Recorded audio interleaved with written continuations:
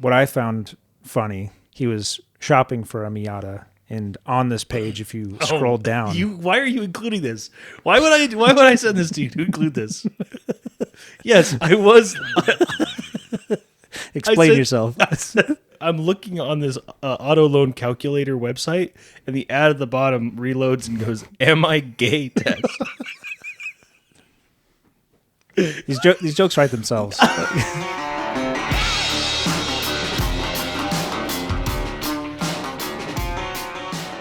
Welcome, everyone, to the Bose Bros podcast. I'm Mason. I'm Jordan. And today we're going to jump right in with our discussion segments. And we have something of a sad update. If you've been watching the channel for any amount of time, you know that I drive a 1972 Plymouth Barracuda, and Jordan here drives a 2022 Mazda Miata. Mm-hmm. And why don't you go ahead and explain what happened? Well, if you look on your screen there, you'll see that it's in a high school parking lot. That's because a teenage girl came out of the parking lot and T-boned my car. And well, pretty much, I think you have like a diagram here that's going to help, but, oh, look, I love it. So I'm going to be coming as the red car. The gray car is the Acura that hit me. So there's the gray car. She's waiting to come out and into traffic moving to the left. She's going to be turning left. And then these vehicles pull up. And as I'm coming to drive past, she goes, "Well, I guess I'll just go now," and runs right into the side of me and kicks me over 2 lanes. And that's how my car got totaled. My daughter was in the passenger seat. Thankfully, nobody was hurt. It could have been a lot worse. And as bad as the outside looks, the inside has not changed geometry whatsoever. It is for an impact that could toss you 2 lanes, and then the inside doesn't look like it's changed shape at all, is amazing. And I thank God that nobody was coming the other way, because it threw us into oncoming traffic, and that my daughter, who was sitting in the passenger seat, was she's old enough, big enough to sit in the passenger seat. She's old enough and big enough to sit in the passenger seat, but even still, the airbag went off right in her ear. She has a bag that she wears over her shoulder, and I don't know what happened, but it ripped clean off of her. The strap came clean off of the bag. And she had, bruises from the seatbelt. She couldn't extend her arm for a couple of days, but overall, we're fine. I mean, my back is sore. Ibuprofen, warm shower, I'll be fine. Right? This happened a week ago? 2 Mondays ago. 2 Mondays ago, yeah. So, and this is Friday. So this happened, and I'm not going to be able to get it back. It's totaled. It is totaled. And that's their car. I feel really bad for them, though, because the dad of the girl who hit me, I was talking with him after the accident, and I guess he bought this Acura off the lot in 2006. He's put almost 200,000 miles on it, and regular oil changes, upkept, the whole thing. He brought this girl who hit me, he brought her home from the hospital in the backseat of this car. This has been a part of their family for 20 years. And now it's totaled. Yeah. And I feel terrible for them. That sucks, And I'm sentimental about my car because of what it can do, not because of it's that specific Miata. I like my car because of the performance envelope, the fun that I can have in it. But you've only had it for a year and a half. A year and a half, yeah. And it's not impossible to get another one. Right. So I'm not terribly broken up over that specific car. I would love to get another one, but I'm not like emotionally traumatized as everybody assumed I would be, I guess. Everyone's like, "Are you okay? Your car is gone." I'm like, "Are you more worried about my car?" Or like, I think after everyone knew you were okay. Yeah, I know. But like, everyone's like, "I can't believe your car." I'm like, I love my car because of what it can do. You love your car. Me specifically? Yeah. Yes. Your CUDA is your CUDA. If it just was totaled tomorrow, I don't even know what you would do. I'd be very sad. Yeah, I don't know what you would do. I would just You would go into you would be sitting Shiva. I don't know that I would even replace it. No, I'd eventually replace it, but I'd probably replace it with one that didn't need as much work. you would get remarried eventually. Yeah, the dust would have to settle Yeah. for a long time. Yeah. Because I've spent so much time working on that car. Oh yeah. I feel I haven't spent nearly the time you spent, Yeah. but I spent enough time that I'm like, oh, the steering wheel I stitched, oh, the armrest that I upholstered myself, like all the little bits and bobs that I put on. And That make it uniquely yours. right. And I only got about $1,000 worth of items off of it, and there's still another $1,100 I couldn't take off of it in the junkyard with it right now. Yeah. Which sucks. So he's on the lookout for another one. I am. Did you put this in here? Yeah. So this is what roughly a new Miata costs? I don't remember what the parameters were on this one. But I think this is basically to replace it exactly with what I had. One with similar number of miles, similarly optioned, is about what you'd be looking at. Yeah, roughly. What I found funny, Jordan shared with me, he was shopping for a Miata, and on this page, if you scroll down, Why are you including this? Why would I send this to you to include this? Yes, I was. explain yourself. I sent this to the family group chat. I was like, and then I'm looking on this auto loan calculator website, and the ad where I put all the Miata information at the top, and the ad at the bottom reloads and goes, "Am I gay?" test. These jokes write themselves. Oh my gosh, so funny though. And when I sent it, like, of course, like Tisha's been sharing that with everybody, as well as it's hilarious. Your stupid clip that came out like a week ago. Everyone loves it. It's got like 2,000 views, and 40,000 on Instagram. Mm-hmm. Oh my gosh!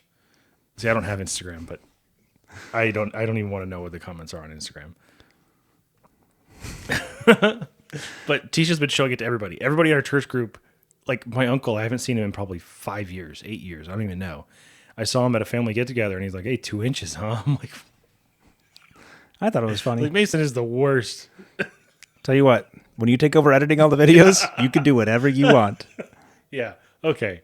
So, anyway, I don't know why I sent you this. I shouldn't have sent you this because now it's just going to be another stupid clip. She's been showing this screenshot to everybody now too. It's hilarious. What was your reaction when you saw it? No, I laughed. Not as hard as Kira did, but moving on to the news. Okay.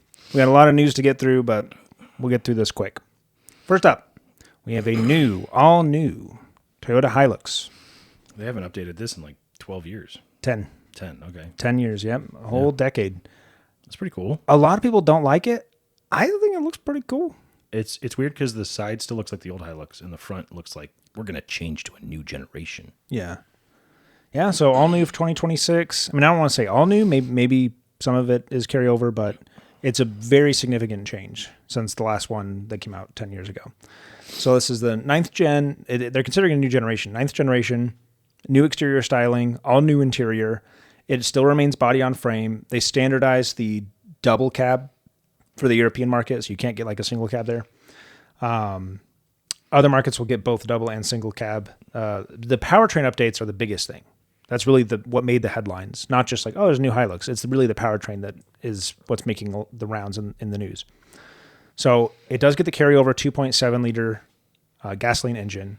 It also gets a 2.8 liter diesel engine.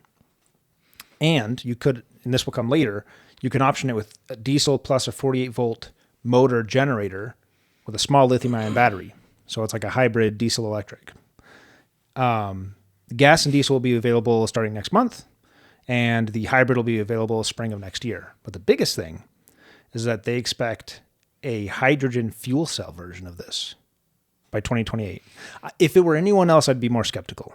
But Toyota actually has some hydrogen fuel cell cars. Yes, and they sell approximately 5 of them a year in Southern California. But they have them. If you're anyone else, I would roll my eyes. Do you know how many hydrogen fuel cell stations there are in California, in the whole state? Like a dozen. If that. Yeah. Yeah. Also, though, speaking of drivetrains, they're also introducing a fully electric version of the Hilux. and this is Toyota's first fully electric truck. I wonder what Toyota's going to bring to the party, because the BZ4X was a... I don't think they cared about it, though. No, They care about the Hilux. They absolutely care about the Hilux. The Hilux name is huge. Yeah. But the BZ4X was a... what do you call it? Obligatory. Yeah, it's because we have to. Checking a box, and we're going to save on some costs by working with our partner, Subaru. Mm-hmm. And we're going to name it the dumbest thing ever. Totally uninspired. Yeah. They didn't care about that. I thought that was interesting, too, because they do really care about the Hilux name, and they're deciding to make an all-electric version. Yeah. Huh. We'll see how that goes. Yep, and that's for 2026. It's made for the European market. Yeah, still won't be coming here. Yeah. None of them are coming here. Also, Australian fleet sales will be able to get the electric version as well. What? Really? Yeah, Do you know how far you have to go in Australia to go from one place to another? If you're trying to go from one major city to another, yeah. Yeah. But I don't think guess the if expectation is you're going from city to If city. you're in, I guess if you keep your Hilux in the place you bought it. But Yeah, the range is not great. You drive for hours seeing nothing, even more than the Western United States. Well, I don't think you would get the electric version if that's what you're doing. That's true. That's true. You'd get the diesel one, the hybrid. So pricing and exact availability is still unknown. It's a 59 kilowatt-hour lithium-ion battery with dual motors. It's 151 pound-feet of torque in the front and 198 in the rear, 193 horsepower total. All-wheel drive only, 3,500 pound tow capacity and almost 1,600 pounds payload. They're targeting 150-mile range, which if that's what their target is in optimal scenario, I think real life, you actually have anything in the truck bed, you're towing anything. That's not a aerodynamic shape. No. That's smaller than the Model 3 The battery pack. The battery pack of the Model 3 is 65. It sounds like they're trying to make it really affordable, is what it sounds like. I wonder if they'll do that. Because they're not doing a 200 kilowatt hour battery. They're not going for just like the maximum range It would have been really cool to see their diesel. as a rev. Mm-hmm. That would be cool. So yeah, Toyota's first electric truck. I didn't include this slide, but I guess I'll mention it here. It sounds like the rumors are saying Ford may be done with the Lightning. The sales are that bad. Mm-hmm. Really? But they're still charging forward on this new electric horizon of all of these standardized vehicles? I think it's the cost, because that's the only major difference is they're targeting like $30,000 for this new like tiny electric truck. I think the Lightning is just too expensive for most people. I don't know. Or they're losing money because of tariffs. So by building the truck here and buying the batteries from Georgia or here in Arizona, where they're being produced by LG. That also brings us to Toyota has announced that they are officially bringing a small pickup truck to the U.S. I mean, I've seen this speculation for a while. They've confirmed it recently that they are doing it. They've indicated that this is an AI generated image. Yeah, it was like a RAV4 pickup looking thing. Yeah. Production timing and market positioning is still to be finalized. It will slot below the Toyota Tacoma. And the Toyota Tacoma is a body on frame, like truck. This will be similar to like the Maverick, a unibody construction, like little truck, compact truck thing. Yes, Santa Cruz. Mm-hmm. That size. It'll likely use the same platform as the RAV4, just with a bed. Yeah. It'd be cool. See more little trucks in that space. It's funny because these trucks keep getting bigger and bigger and bigger, and then we get these new trucks that are coming in where like the mid-size trucks used to be. Right. Yeah, because mid-size trucks are now the size of full-size trucks from a number of years ago. And the full-size trucks now are behemoths. Heavy-duty size trucks. The heavy-duty size trucks are enormous. Yeah. Undrivable, nearly. Yep. So they're just moving up and up and up and to a point where there's now such a vacuum at the bottom that they need to like introduce a new compact truck, which is just a mid-sized truck 20 years ago, 30 years ago. Yeah, cool. That's exciting. What do we got next? Speaking of Maverick, Ford, so SEMA happened recently. Ford has a mini super street truck package that they're going to be offering. Different than the Lobo? Different than the Lobo. So a lot of the stuff from the Lobo, but the big thing is that they're going to add the turbocharger from the EcoBoost Mustang. So they'll keep the regular engine. So this isn't a trim. It's something you can get at a dealership that Ford will warranty, and they'll do the package there. but you have to get one of the 2-liter engine models, the turbocharged engine models, and they will swap out the turbo with the one from the Mustang and do a few other things to it. Comes with these rims. What's the horsepower change? So it gets 300 horsepower.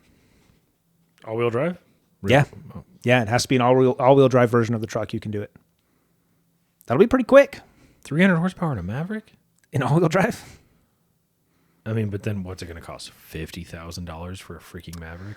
Yeah, I don't know about that. I mean, the Lobo's already like 44, and that doesn't take any of these like labor costs into account. Yep. Yeah, this is that's cool and all, but you know, I would find that infinitely more cool at 38,000. Mm-hmm. They also recommend you get the tow package for the better cooling to keep the system cool. They also recommend getting Pirelli P0 tires, which it doesn't come with. I see Michelin's on here. No 0 to 60 times yet, but the Mustang has 15 more horsepower than this in this configuration. It has 0 to 60 at 4.5 for comparison. And the Mustang's not all-wheel drive. Mustang's not all-wheel drive. What's the weight difference? The Mustang's a little lighter, depending on which one you get. The Mustang's like 200 pounds lighter or something like that. Not a whole lot. That's kind of a lot. 200 pounds. You have to be careful what you say now. Never mind. But the Maverick's all-wheel drive, so I don't know. Could give the Mustang a run for its money. All right. So I have a question. Who has been letting Genesis cook? Because they have been cooking lately. Yeah, we've talked about this before. The Magma? The Magma. Yeah. On this podcast we have? Yeah. Oh. Yeah, we've talked about the Magma. I did. Well, you just weren't listening. What? That doesn't happen. I just zone out. There's been an update as of like 2 days ago. Have you seen that? No, I did see that there was. I did see that there was an update, but I have not read anything about it. So if you haven't heard anything about Genesis's Magma program, Genesis. So they revealed the GV80 Coupe was revealed as a sport concept in April of 2023, and it uses this magma orange color. It's just kind of the sporty SUV. Like, okay, that's cool. Then later on, they showed this, which is the Genesis X Gran Berlinetta concept, which is pretty cool. It was made for Gran Turismo, the game, so you can drive it in the game. But they did make a real world prototype, and I don't have the clip here. I'll probably overlay it when I go to edit it. But the V6 in this thing is probably the best sounding V6 I've ever heard, easily. How much power? 1,071 horsepower. Out of a V6 with electric motors? The V6 engine alone produces 870 of that. Oh my gosh. Yep. At 10,000 RPM. 10,000 RPM in a V6? Yeah. Which is pretty wild. They got to be working with like 27 pounds of boost. I don't know. It's available to play in the Gran Turismo Racing Game Series. And this serves as kind of a design philosophy of what they want their Magma program to be, right?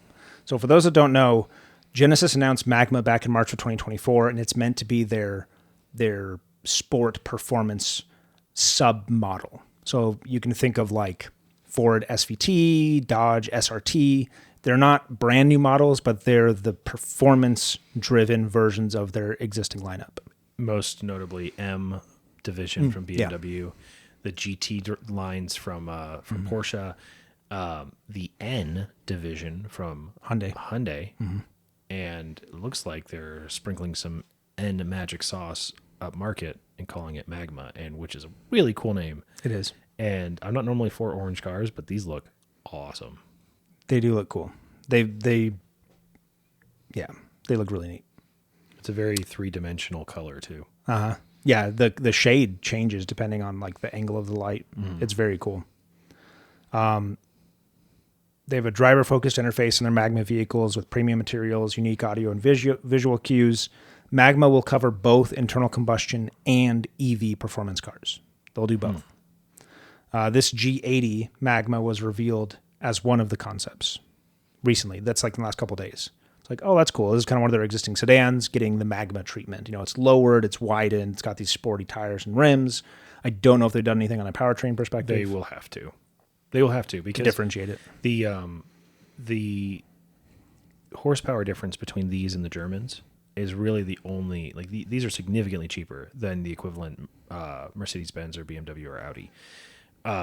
To the point that you go like, why would you ever go buy one of the German ones? Because the interior quality is so good. Amazing. So good on these. They are so good. Even long term, they've held up. They held up really well.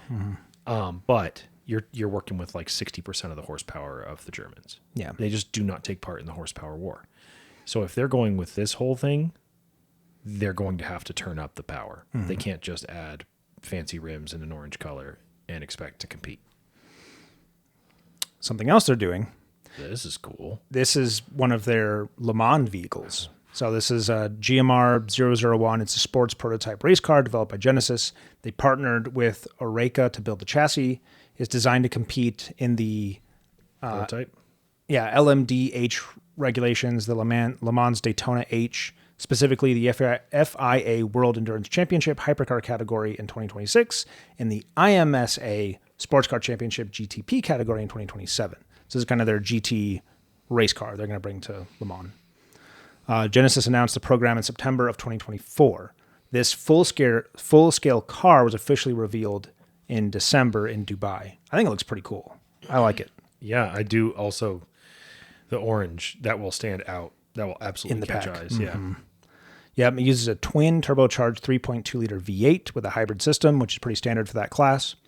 And it recently completed its first shakedown test at Circuit Paul Richard in August, and its first endurance test was completed 32 hours in September. So they're making progress. They want to race it next year. That's really cool. That's pretty neat. That's a lot of investment. It is. And also, this is what's new as of the last couple days. So this guy here is the pre-production version of the first Magma car that is actually coming to market. But isn't the GV60 a EV? It is.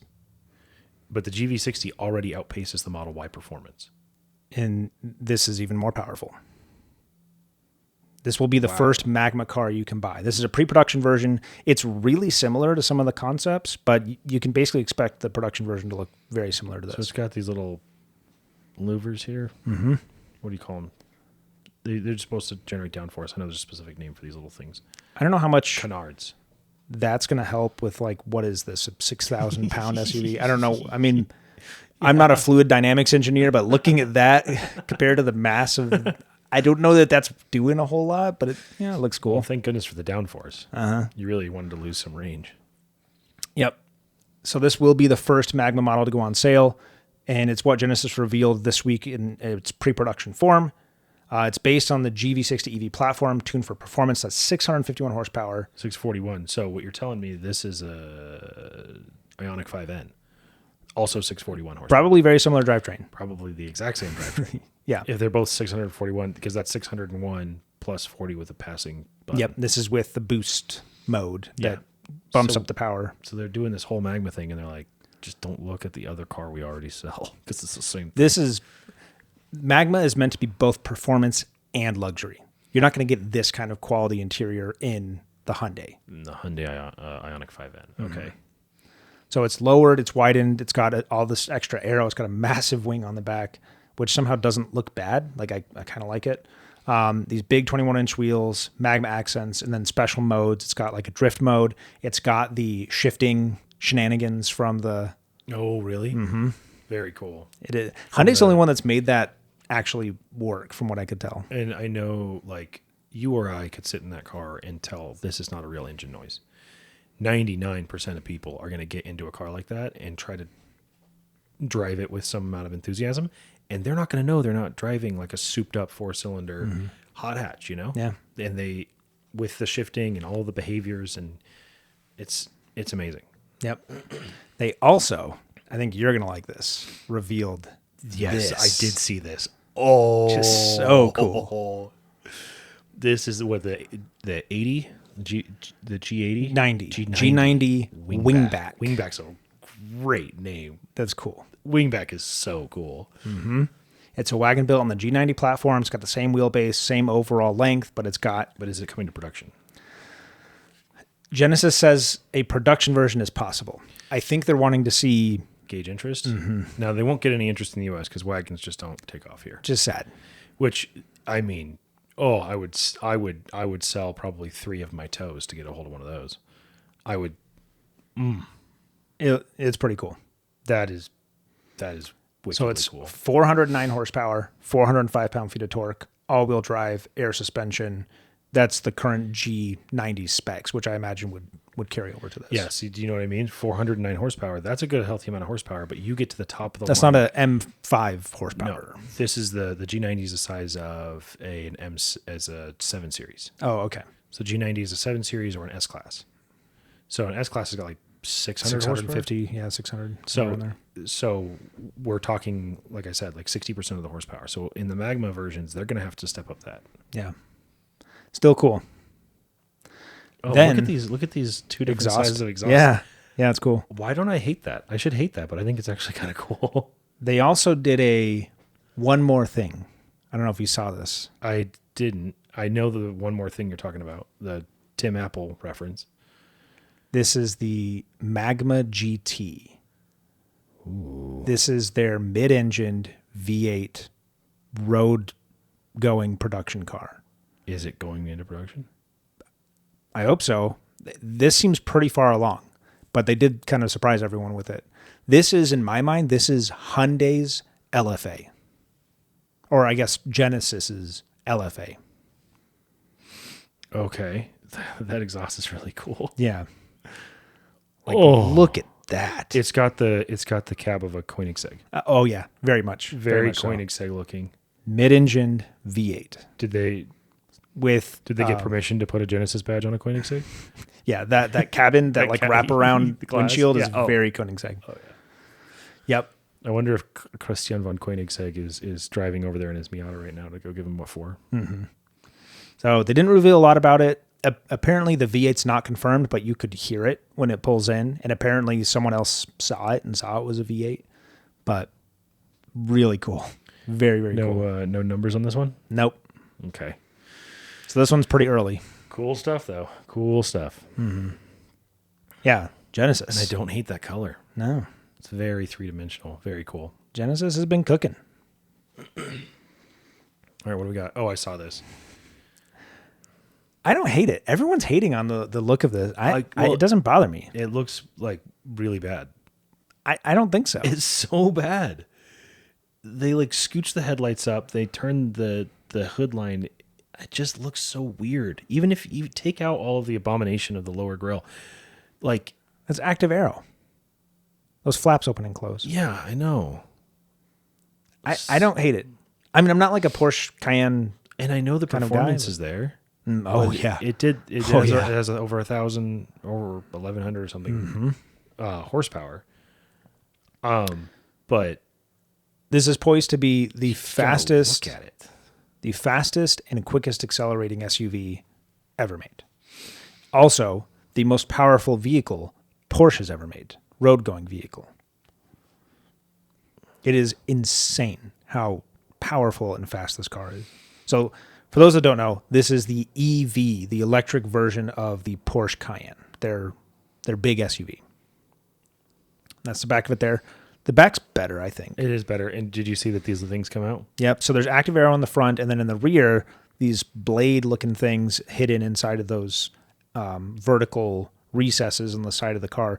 Those blades actually come out to improve aerodynamics as you're driving. Just to pretend you're not driving a 7,000-pound. Yeah, I don't know how much that would help. I mean, again, I'm not an engineer, but it must help. It must. Yeah, I can't say. I tried to watch the video on this, and I kept skipping through because I'm like, none of this is holding my interest. Because it's a $200,000 Porsche again. It's actually not that expensive. How much is it? It starts at $109 for the standard EV version. It's not $200,000. $109. Okay. For the turbo, it starts at $163. Which doesn't have a turbo. It doesn't have a turbo. No, it does have a wireless charging pad that apparently actually works. I've heard that, but you know what else is an issue? Cats, rodents, things that like to lay on maybe a warm spot.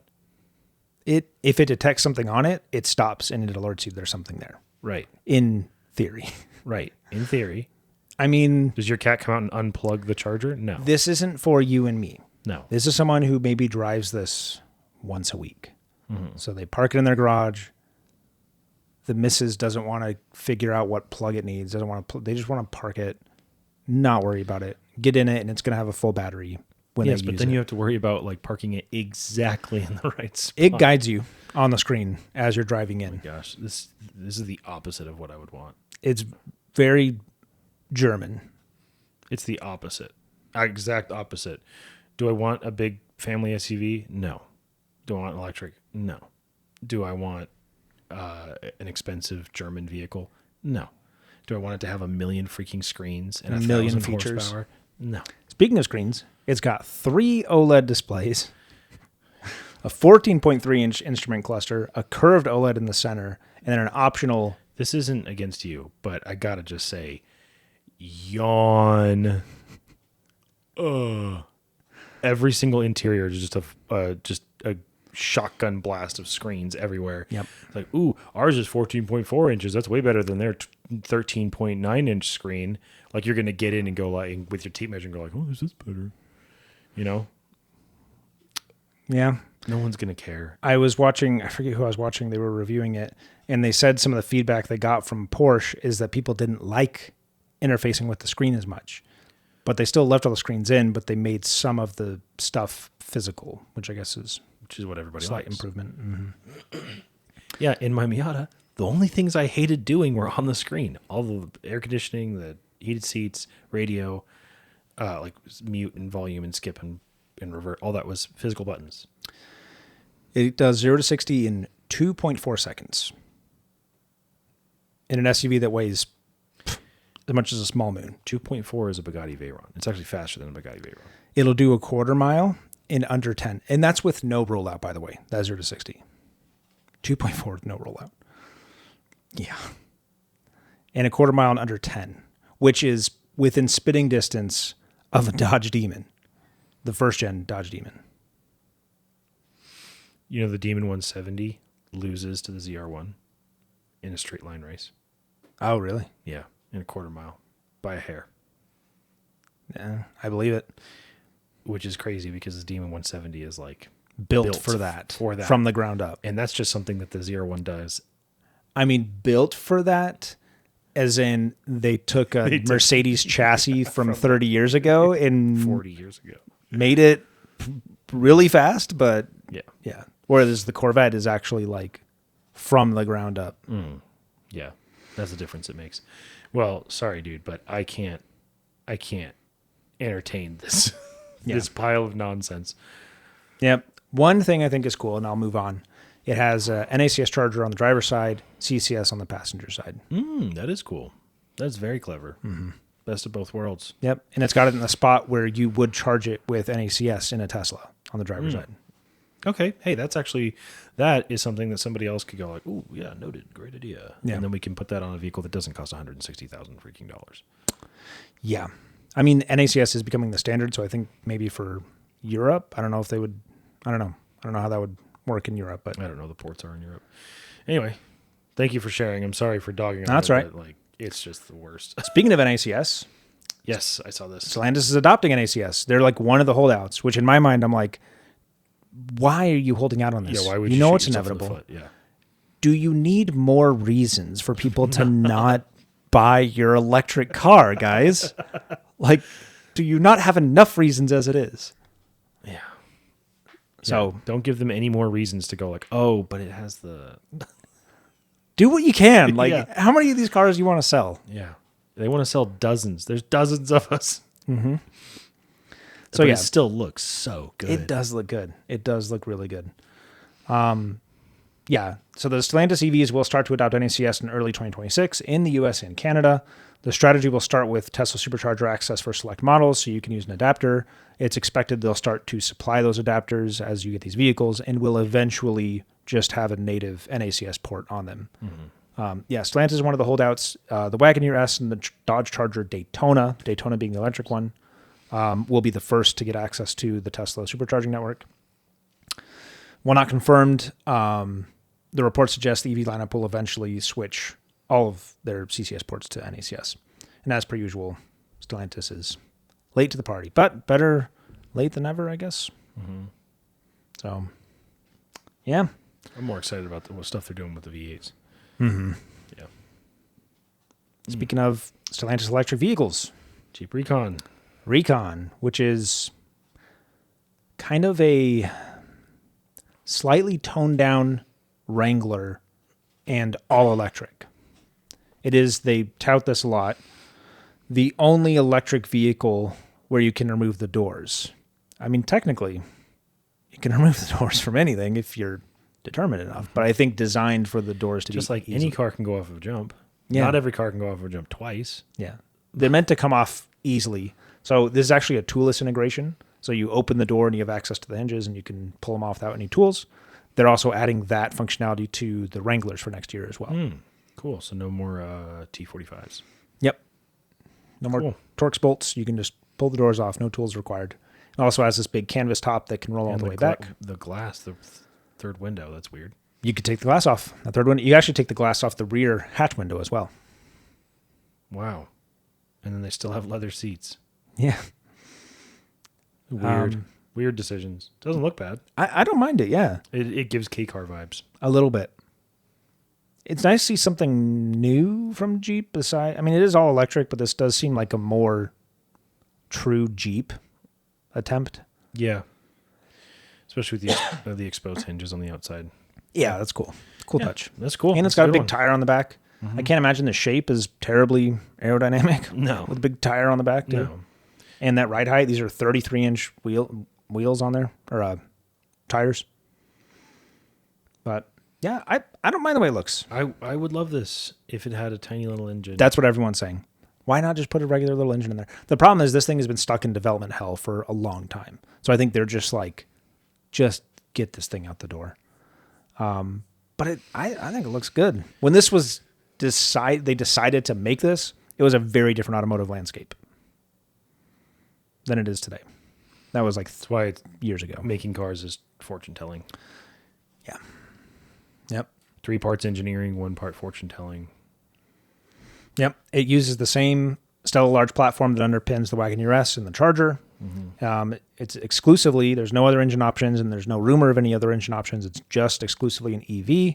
It's got 33-inch tires in the Moab version, which drops the range to 230 miles, which is not phenomenal.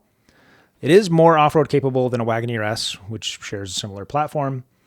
This is the only trail-rated EV by Jeep, which they only make 2 EVs. So, removable doors, no tools, independent suspension at the front, not a solid axle setup like the Wrangler. So not as capable as a Wrangler, but more capable than something like a Wagoneer S. It's got select terrain modes, just like the Wrangler does. You can choose from different terrain settings. It's got 9.5 inches of ground clearance, which is okay. Sounds like a lot. It has 650 horsepower. 650 horsepower? Mm-hmm. So more than the other orange car we just looked at in this size segment? Yeah. Yeah. 650 horsepower, 620 pound-feet of torque from dual motor. How much does it cost? This looks like a Renegade replacement. It's surprisingly bigger than it looks. It is not tiny. It looks tiny. It's not. Guess how much the starting price is for this? For 650 flipping horsepower? Yep. It has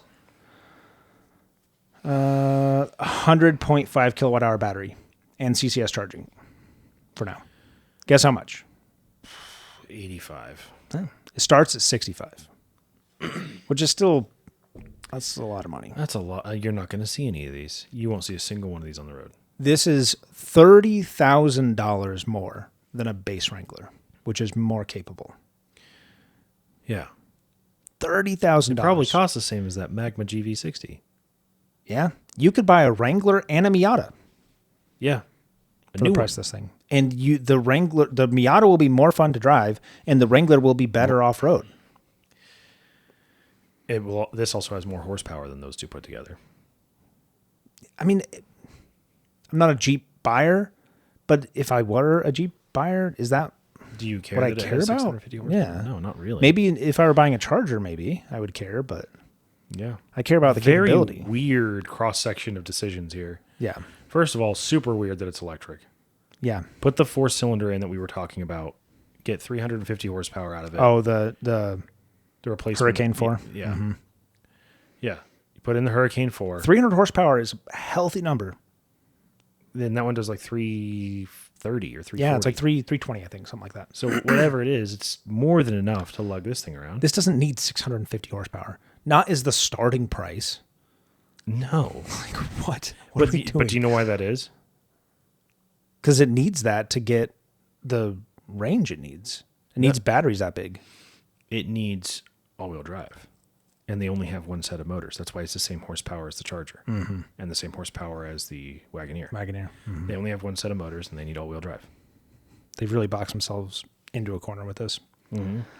There's things about this I really like. Mm-hmm. But everyone has the same feedback. Why is it electric? Yeah. Now, the answer is because they thought that's what we were going to want 4 or 5 years ago when this started development. So, yeah. This is pretty cool. This isn't a real thing, though. It's a real thing. Really? It's a real thing, collaboration with Jeep and Fox. Oh, Fox Trucks. Mm-hmm. They're doing a Wrangler as well. Very cool. With the tubular doors. That's great. It starts as a Wrangler 392, but you have the option, and it comes with all the accoutrement that you see here, which is all really cool. It's got the canvas top. That is cool. It's got the massive tires, all this gear on it, and it's only available to service members. You and I can't buy it. Logan could buy it. Oh, that's cool. So you're only allowed to buy it if you're an active military. Or veteran. Mm-hmm. That's a really cool exclusivity thing. Mm-hmm. There's no shortage of veterans, and honestly, that's their bread and butter anyway. Yeah.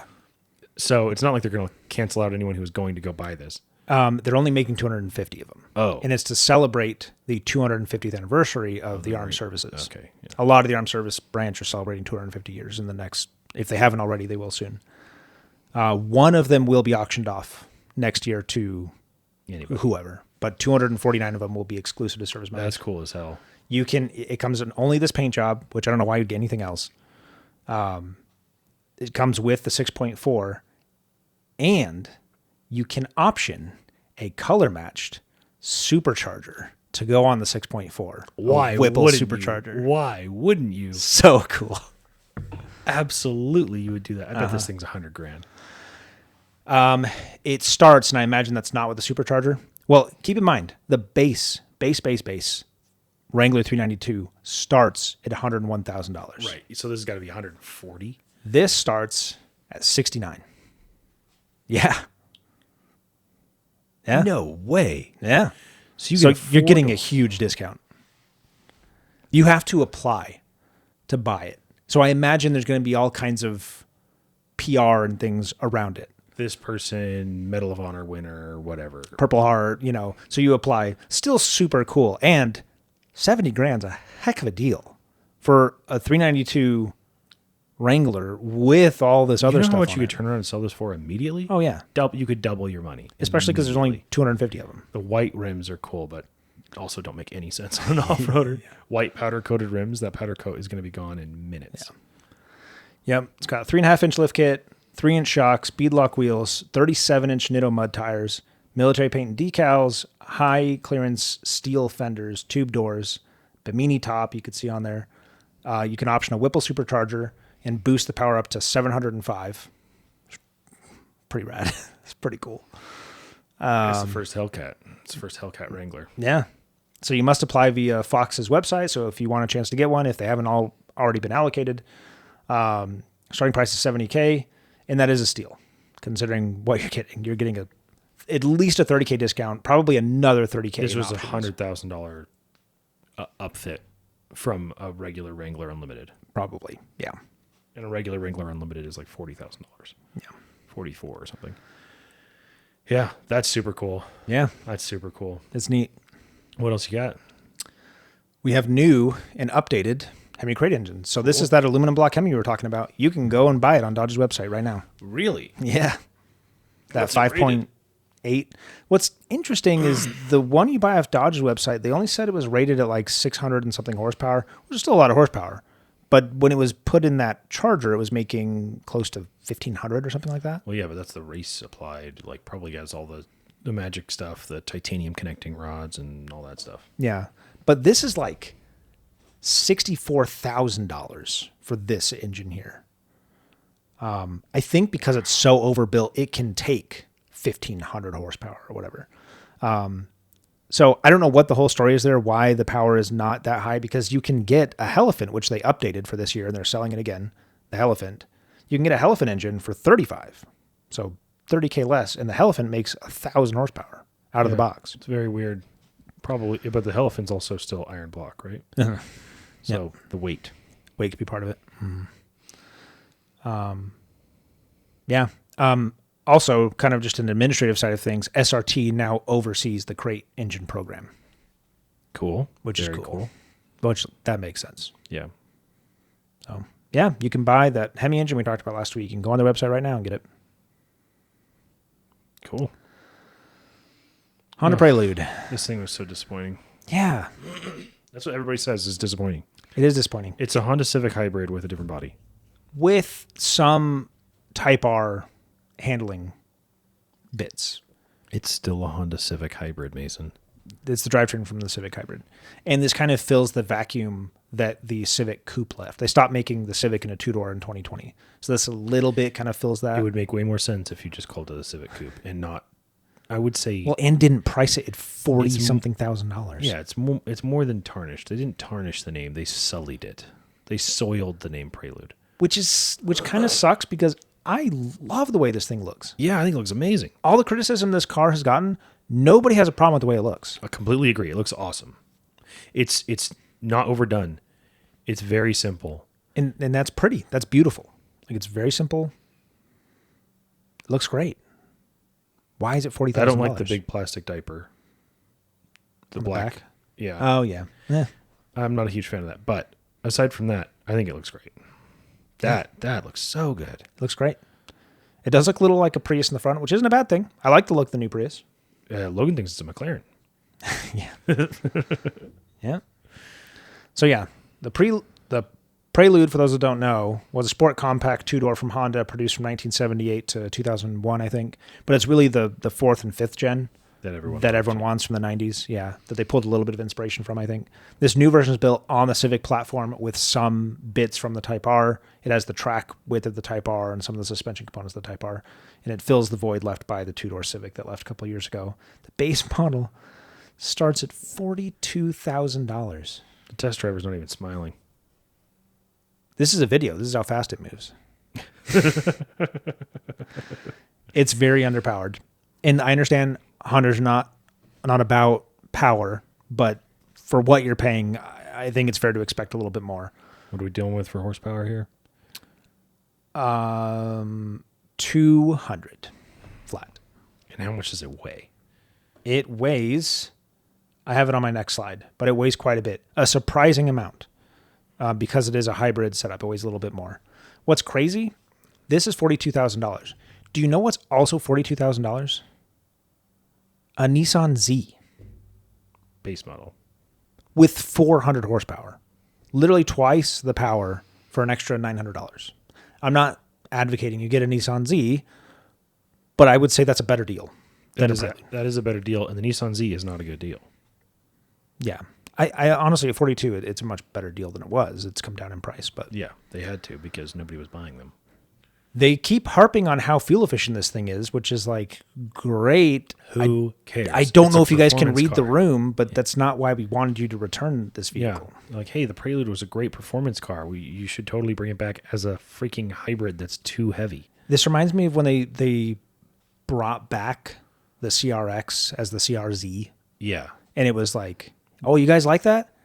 Well, here's this new super fuel efficient hybrid thing that kind of looks like it. Like, that's not what we wanted. Yeah. It's the same thing all over again. Yeah, it's their 2-liter 4-cylinder hybrid, makes 200 horsepower. It's a very rare miss from Honda. It's front-wheel drive, which isn't a surprise. The original was front-wheel drive. All their platforms in this segment are front-wheel drive. And no manual transmission on this either. What is the point of a Prelude? Right? What are we doing? This is just a two-door Civic.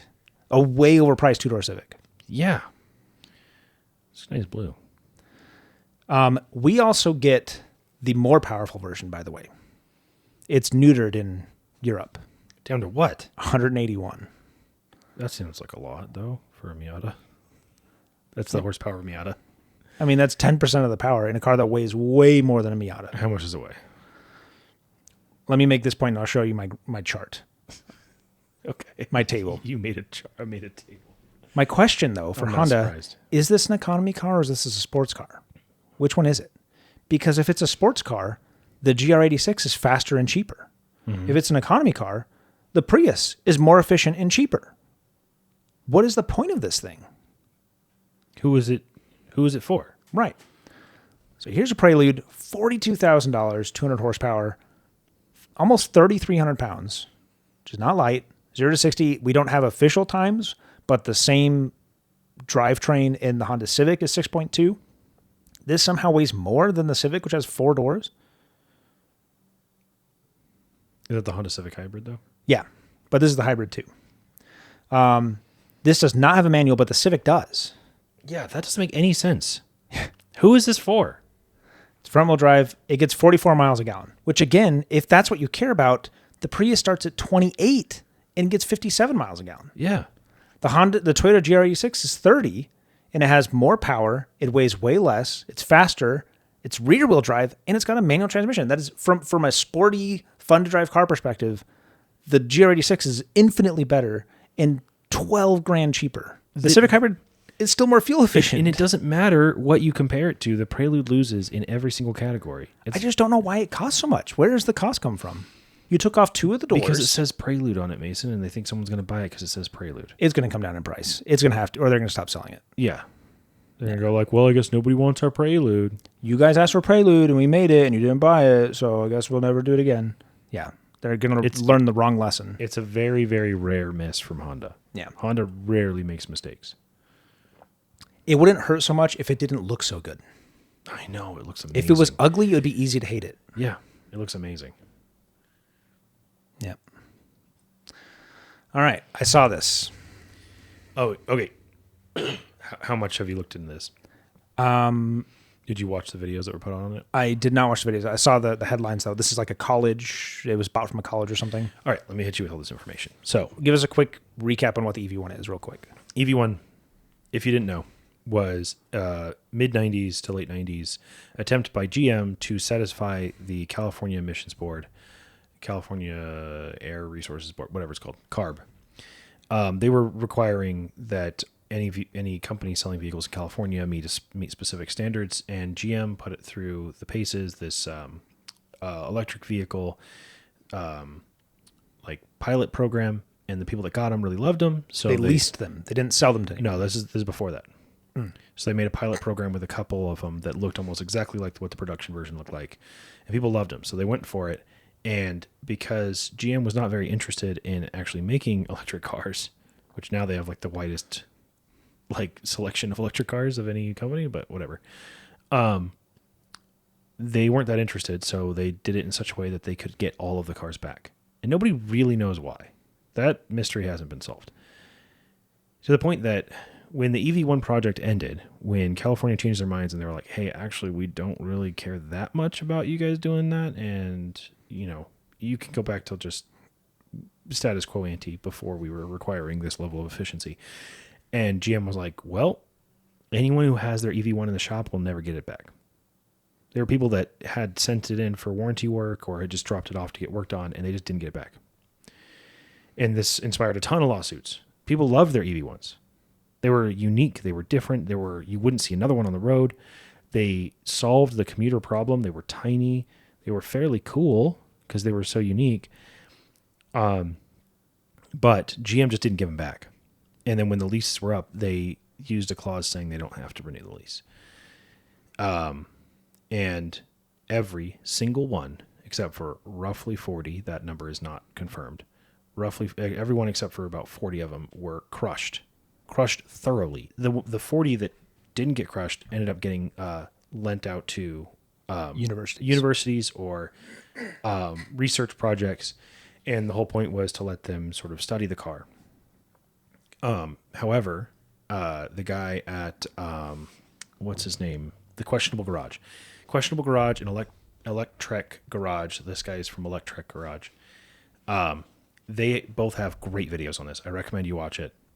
It's fascinating. Most of what I find fascinating here isn't the electric car part. It's that GM seems to hate this car and the fact that they were ever involved in it. As recently as 2022, they went after somebody who had tried to work on it. And because part of the lease giving it to these universities, they said are the lending, because they said it does not belong to this university. It still belongs to GM, and it will be removed if you make any attempt at getting it roadworthy again. And of course, engineers with spare time at a college go like, look at this electric car.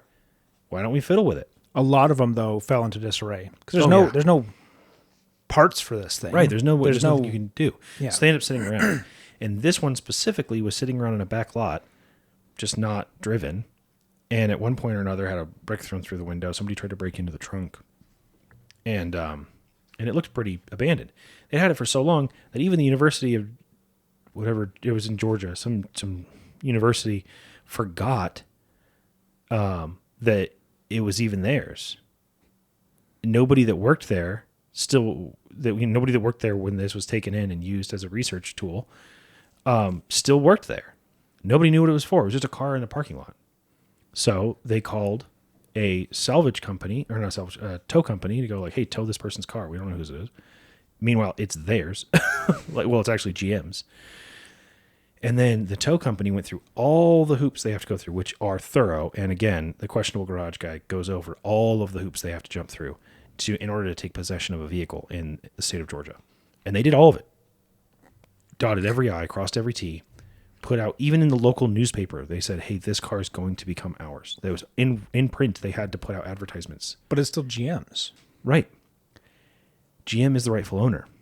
But if the rightful owner doesn't claim an abandoned car in the state of Georgia and many other states, in order to recoup the cost of having to tow and store, if no one ever comes and picks up the car and you do all of these things like advertise it in print and then spend X number of hours or whatever, you check all these boxes to let the public know that you have this specific car. And if no one comes forward to claim it, no rightful owner shows up, it's yours. It is legally the property of that tow yard. It is the only EV1 ever to end up in private hands. Now, a couple of them have been stolen or lost, but as far as legally speaking, none of them have ever ended up in private hands. What's this guy's life insurance policy like? Right? So this is where it gets extra cool. The guy who bought it, so the questionable garage goes over this again. Go watch his video. He went and started bidding on it. He bid on this thing when it was like $800 because it's at a tow yard near him.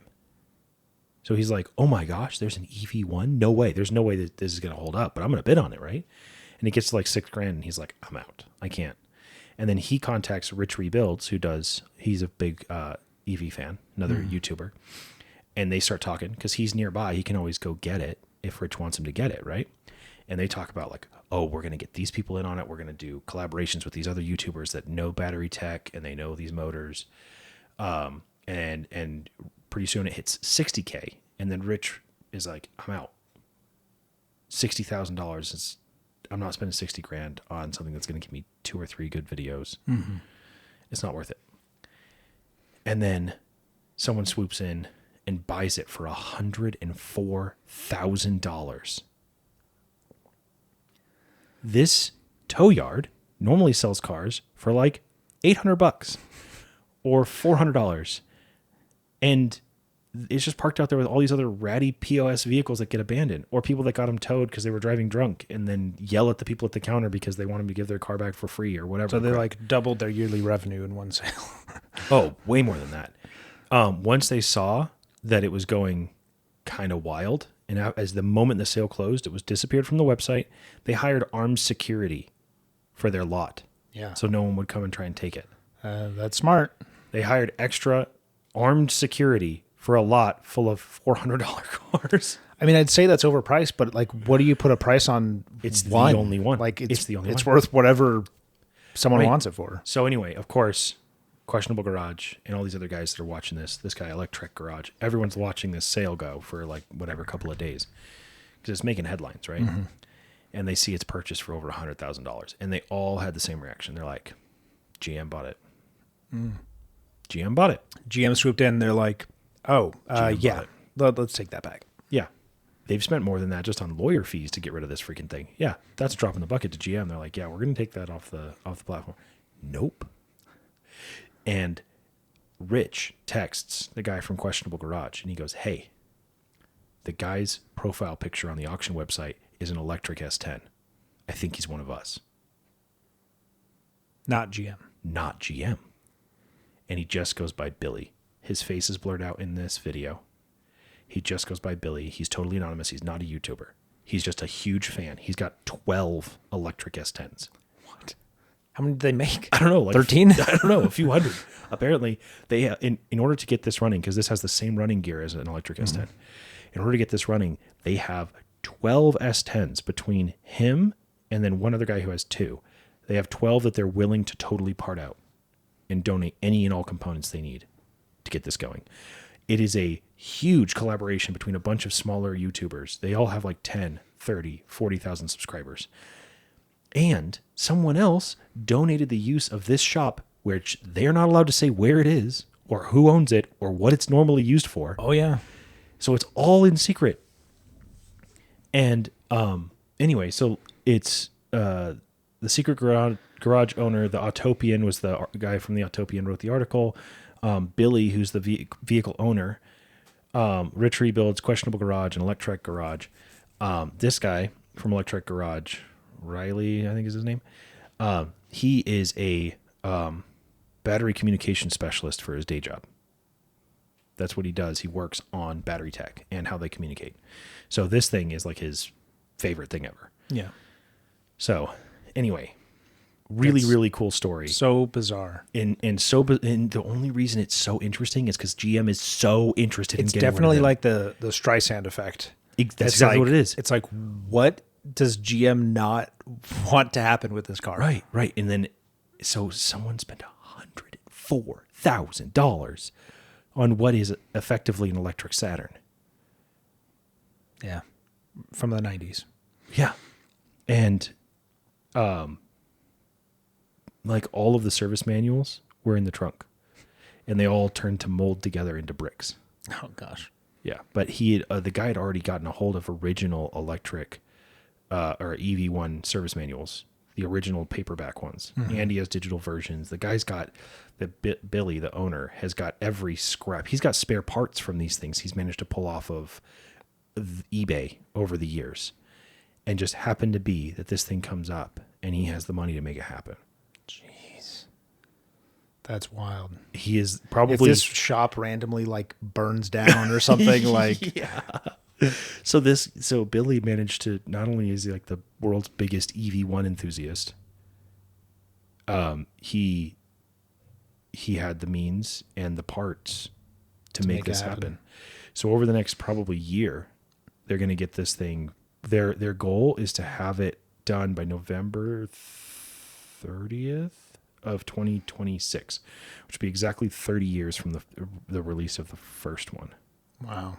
Or maybe it was the last one that rolled off one. I forget, but it's 30 years from one of those anniversaries. But I thought it was really cool when he's like, I think it's one of us. They just see the guy, it just says Billy in an S10 electric.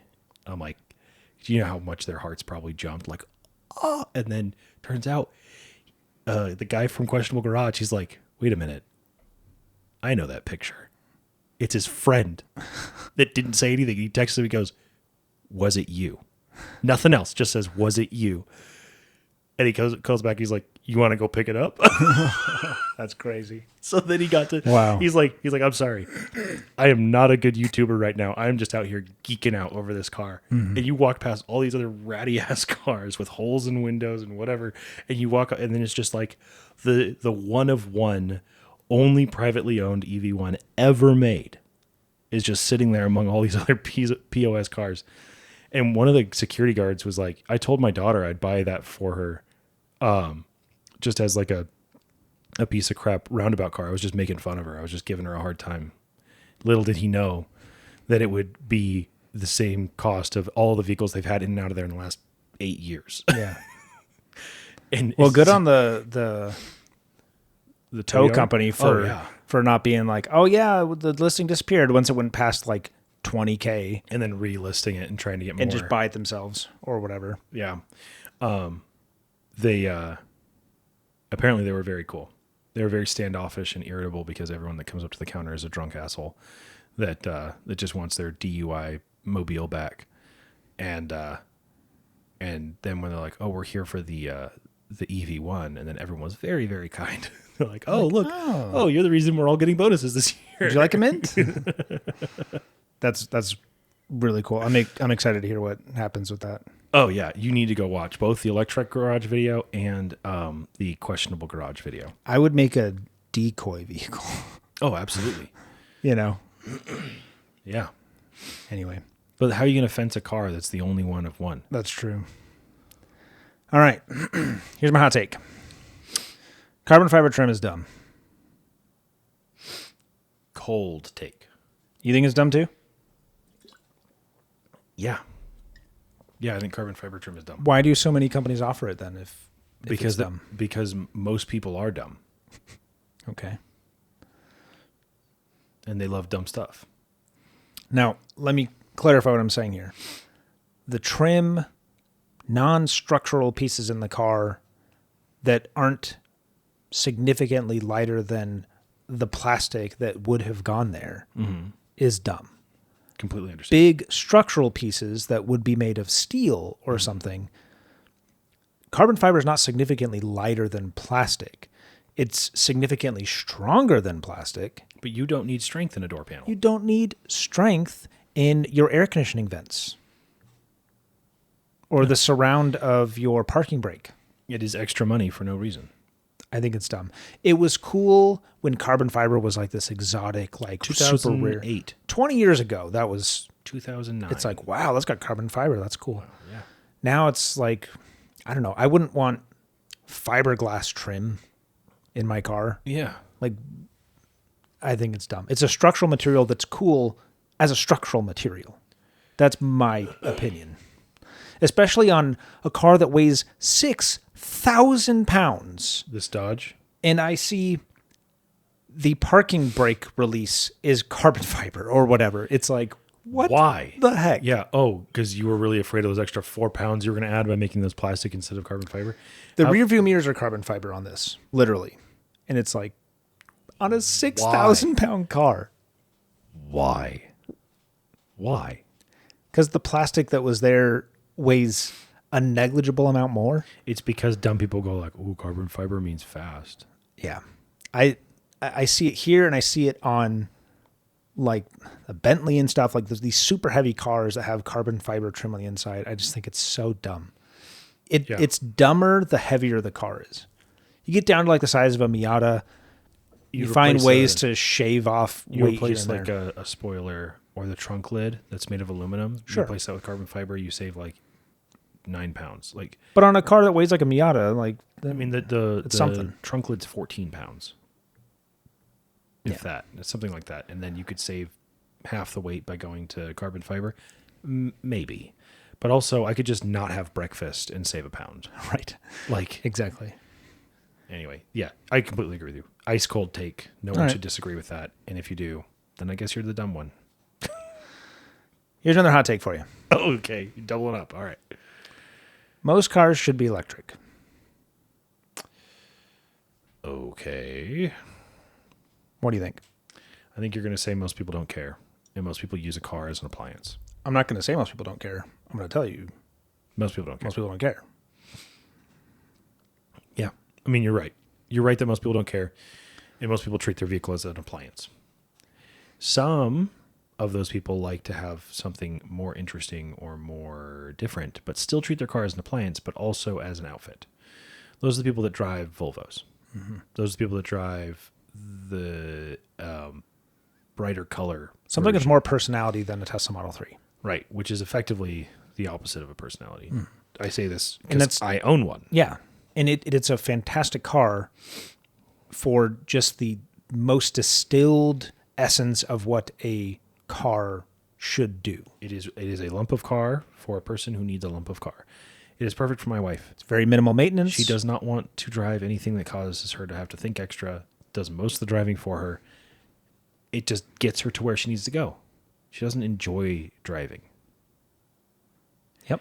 So it is the perfect appliance for her. I agree that most people would benefit from just having a regular appliance. Not only would most people benefit, I think the roads would be safer.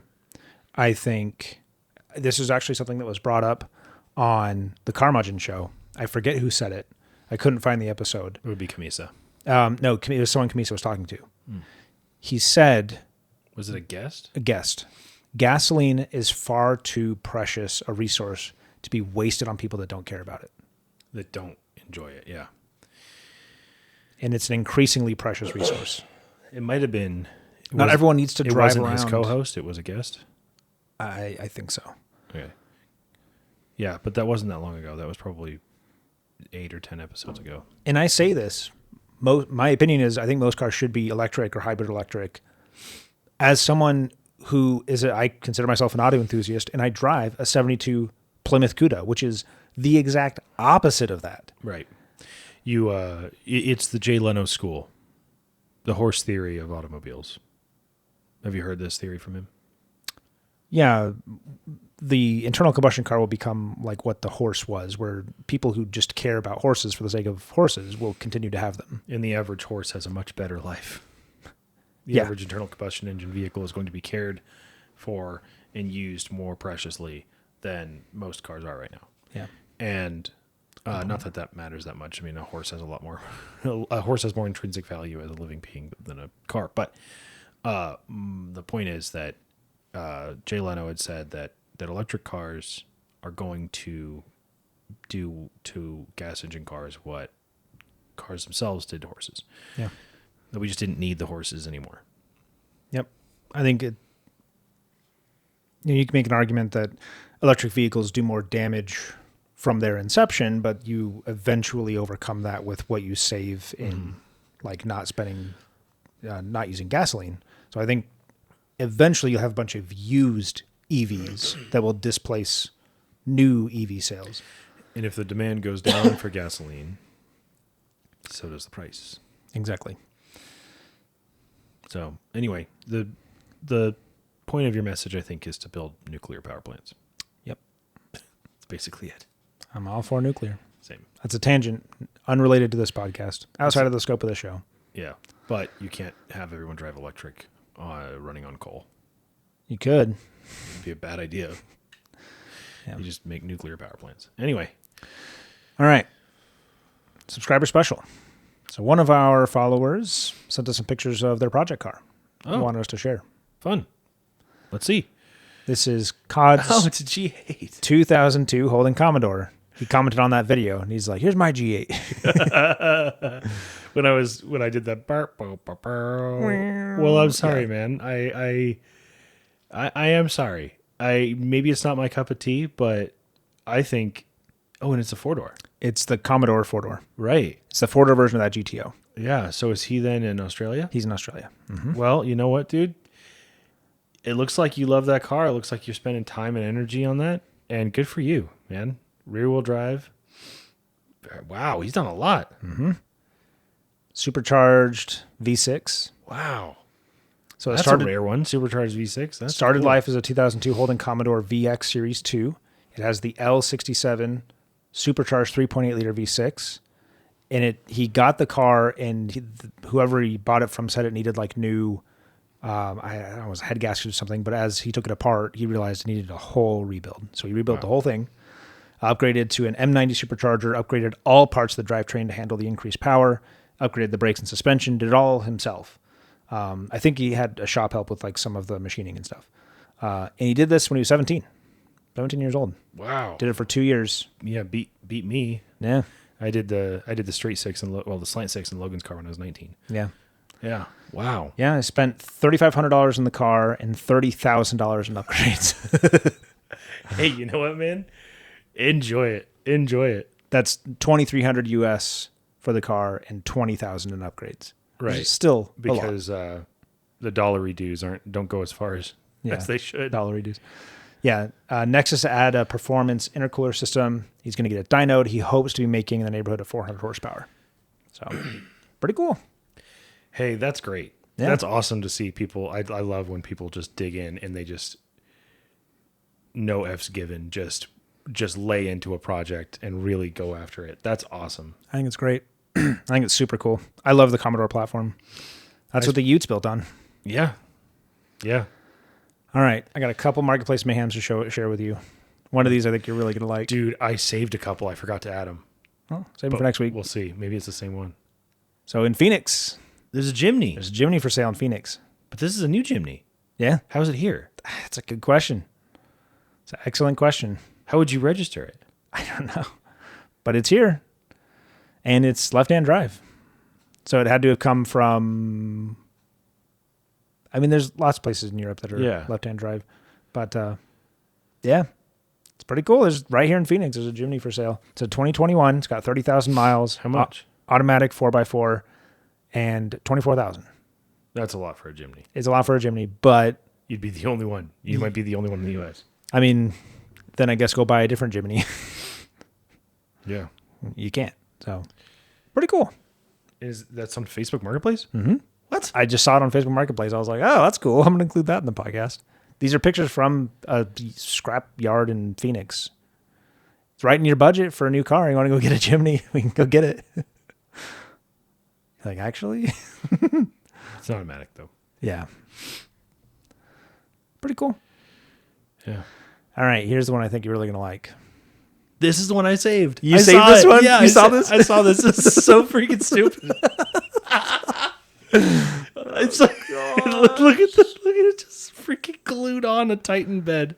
If you look at it from the inside, it's seriously not integrated at all. It's just glued on with another axle. It's literally a Nissan Armada. I saved all these because I was like, "There's no way this is going to get taken down. I'm not going to be able to find it." I'm saving all these pictures.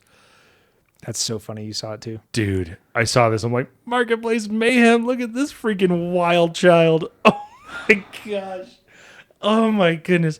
I was laughing out loud at like 2 in the morning. I was just sitting there because sometimes I have to wait for Soraya's numbers to stabilize. The absolute mad lad that put gosh. this together. And I'm not one to, someone wants to customize their car. They think it's cool. I'm a little more like, okay, understanding that I think maybe you are. It's not for me, but it is. I'm much more willing to call bullshit out the gate. Yeah. I give them a little more the benefit of the doubt. And I don't want to like put someone down just for the sake of it, but this is. I want to grab them by the collars and go, rough. Why? Yeah. Why? What possessed you to do this? This couldn't have possibly cost you no money. And is it did anyone 6x6? Is it 6-wheel? I bet that's just a tandem axle. I bet that's just a trailer axle. Yeah, just an idler axle where it doesn't. So they replace the rear axle. I bet you anything there's no brakes on that.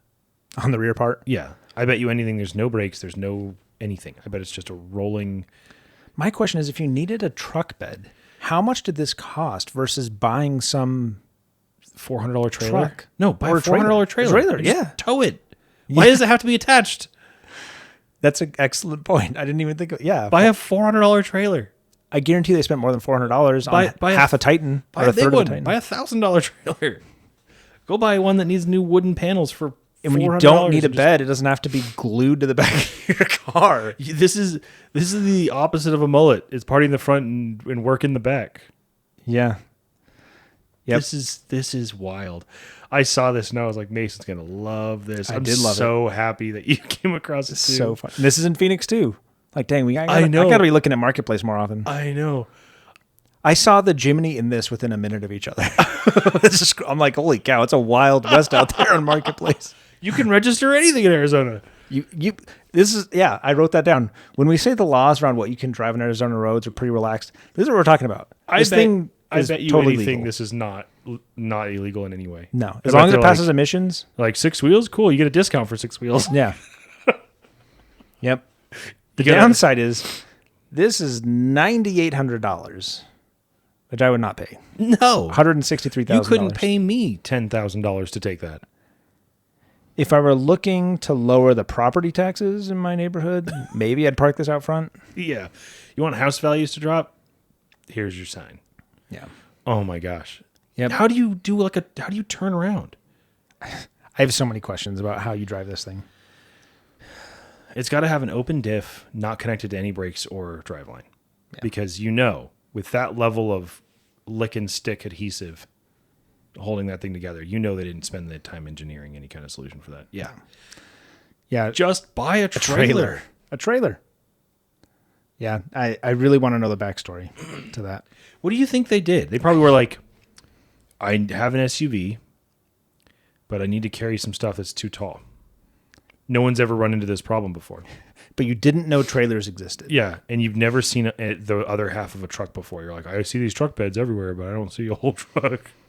It's insane. I need to look at Phoenix Marketplace more often. I know, dude. The amount of meth that flows in and out of this city. It has to be because our laws on what you can drive are so... I bet you don't see... That we end up with these... You wouldn't see any of this. Because you couldn't drive it. No. So you wouldn't sell it. Yeah, you wouldn't do anything with it. Yeah. You wouldn't make it because you couldn't use it. But whereas out here, they're like, Sure. anything. As long as it passes smog. Put wheels on a pig, you can drive it. Do whatever you feel like. Yeah, dude. That one's hilarious. Yeah, that one's really funny. Okay, so we got speed rounds. Speed rounds. First up, 20 questions. I'm sorry. I still just can't get over that stupid Nissan. Yeah. And it has to be a Nissan. Of course it's a Nissan. Of course it's a Nissan. It couldn't be anything else. It's so good. Yeah. It confirms all of my prejudices about Nissan. Mm-hmm. It makes me feel so warm inside. 20 yes no questions to guess what car I'm thinking of. Ready, set, go. Okay. American market vehicle? Yes. Okay. From the big three automakers. Yes. Is it from General Motors? No. Is it from Chrysler? Yes. Is it from the 90s? No. Is it before that? Yes.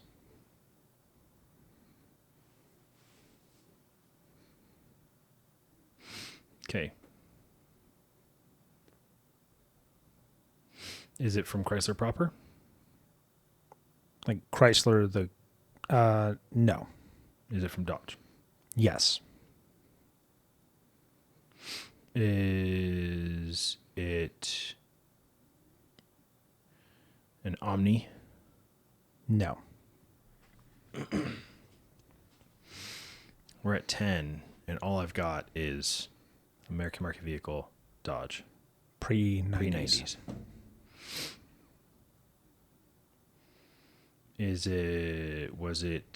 Did it initially go on sale in the 80s? No. 70s? No. 60s? Maybe. Initially, like the day it started, the year it started. Year it was... I'll tell you 60s or earlier. Okay. If earlier, not by much. Okay. Do I have a model in my garage? Yes. Is it a Dodge Dart? Why, it is a 1965 Dodge Dart. There's Logie Ogie. There's little low. Cars usually supposed to look better over time as you work on them. This looks so much better 10 years ago. Oh yeah, it looks like hot garbage in my garage. I mean, it's probably just really dusty. It's the sun. Oh yeah, the sun is the faded. sun ate the paint. Mm-hmm. I mean, this car was not orange. It was candy apple red originally, but it has become orange. Yes, over time. That is the sun in Arizona for you. The single layer paint. You know, it's a good looking car. It is. It's got most of the bits and bobs and all that. Worth fixing. How soon till it's out of your garage? Days at this point. Wow. It's quite the milestone. You've had it longer than Logan has, and it's Logan's car. Oh, yeah, by a lot. Logan drove this thing for like 2 years. You've had it for 8? I've had it... Oh, no, since you've been here. Mom and Dad had it. I've had it for 6. Logan, Mom and Dad had it for 4. Yeah. And Logan had it for 2. Yep. Because he got this when he was 16. He's now going to be 28. Yeah, he is 28. Mm-hmm. So he's had this car 12 years. But he's been in the military and not had it. For 10. Yeah. Yeah. Oh, he's 11 years into the military. Isn't that crazy? Yeah, that's nuts. Because he got in when he was 17. 17. Mm-hmm. All right. Guess that car. Okay. And there's... This is a slate truck. Yeah. Dang. I did not think you get that on the first one. Good job. There's a really close one, like a medium one, before I reveal it. Yeah. So I'll give you a couple of Slate guesses. truck. Yep. That is a Nissan Z. Jeez. Yeah. All right. These are too easy. Dang. Good job. All right. Guess that car by the zoomed in picture. That screams to me TRX. Jeez. Yeah. Holy cow. What the heck? I took an extra dose of Tylenol today, Mason. Don't test my autism. I did not zoom in far enough on these. Holy cow. All right. Well, good job. Is it all of them? Now I got another batch for you, but I have a feeling you're going to get them. Okay. Guess that car by the zoomed in picture. Okay. Dodge Viper ACR. Yes. Jeez. By the paint. With the aero package. Uh-huh.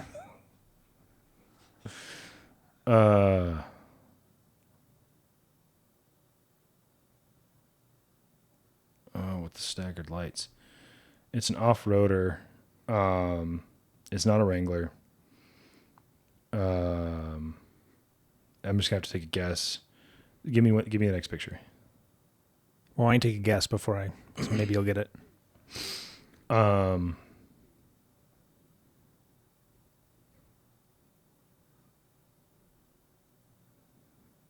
RHO.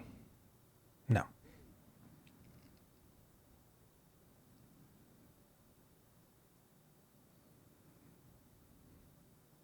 The color of this tow hook is a very big hint. Orange. It looks more orange there. It's red. Was it Raptor? Specifically the Raptor R. Yep. Nice. Oh, you blocked the Raptor out on that thing. Yeah. Gotcha. I caught that at the last minute. I was like, there's a Raptor right on that. I better block that out. Yeah, the R has I'm pretty sure just the R has the red. All right, so all the other ones I got on the first picture, that one I got in a second. Okay. Yep. Got any more? That's an Alfa Romeo Stelvio. Nope. Giulia. Nope.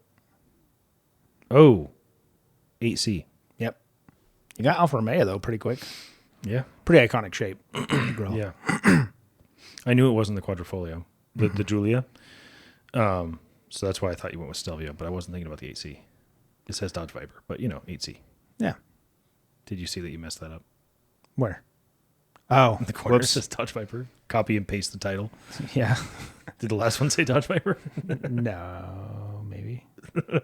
No. The Ford Dodge Viper. Raptor R. I should have said Raptor R on that, but yeah. Yeah. Yeah, it's not Dodge Viper. That's Alfa Romeo AC. Mm-hmm. All right, I think this is for me.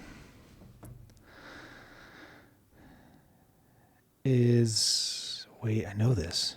Is this the Batmobile from the new Batman movie? Mm-hmm. Nice. Dang. Do you think I get that? I thought you would, Okay. but the next one's a little bit harder. This is based on a Charger. Yeah. It's so cool. It was really cool. So cool. This giant jet engine in the back. Yeah.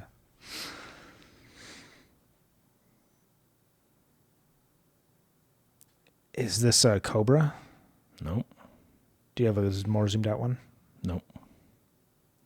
This is a car, though, right? Mm-hmm. Is TVR? Nope. Am I going to kick myself? Mm-hmm. Dang it. But you've seen this 1,000 times. Really? And these are vertical. You haven't turned this picture at all? Correct. Oh, it's not a Prowler. No. You would know this immediately. What am I missing? That's an exhaust on the right side? Is it? I have no idea.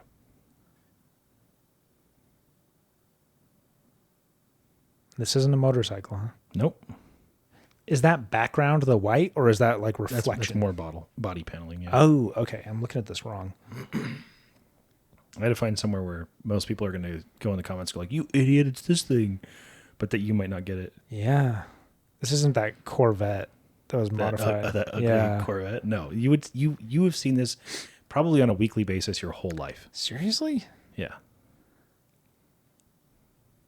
What is this?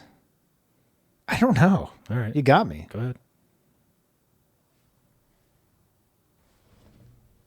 Oh. I don't know. Yeah, I wouldn't have gotten that. The Tim Burton Batmobile? Yeah, I mean, I recognize his Batmobile, but from the taillights, I wouldn't have gotten it ever. Okay, fair enough. But yeah. That's cool. It's Batmobile. What's this one? That's the older Batmobile. Yeah, That's the all over Batmobiles. Yeah. Is that Adam West? Or is that... Yeah, that's the Adam West Batmobile. And then you got the Tim Burton one. I didn't do the what's it called? Tumbler, because I knew you would get no matter where I picked up. Yeah, there's no angle of that where I wouldn't get it. Yeah. Yeah. You stared up up the skirt of that car for long enough that I like the newer one. As a Batmobile, the Tumbler makes more sense, but I just like the look of yeah, super cool. the new one. All right, common denominator. This is for you. This is mine for you. Oh, is mine it? come first. Ooh. I have a couple of these. You're going to like this a lot. I do love common denominator. Okay. All right, so common denominator. The goal of this segment, I'm going to show you cars one after another. Each car I show you, you're welcome to guess what the car feature has in common with the next one. Okay, so all of these cars have something in common. You have to figure out what it is. Okay. You have 10 cars to get it. I don't remember how many I gave you. Okay. But for all of mine, I think I have 2 or 3 of these. You get Okay. 10 chances, okay? Okay, let's see. Ford Mustang. Okay, this is the Mustang too, but So if I'm showing it to you, it's something on this car, this generation, but not necessarily unique to this generation. Like I'm not going to show you a Ford Mustang of this era and it be like a Coyote V8 or something because that wasn't on this. But it's like, oh, well, the Ford Mustang had it. No. It's something that is a feature on this car of this age. But not necessarily exclusively this age. Okay. All right, ready for your next one?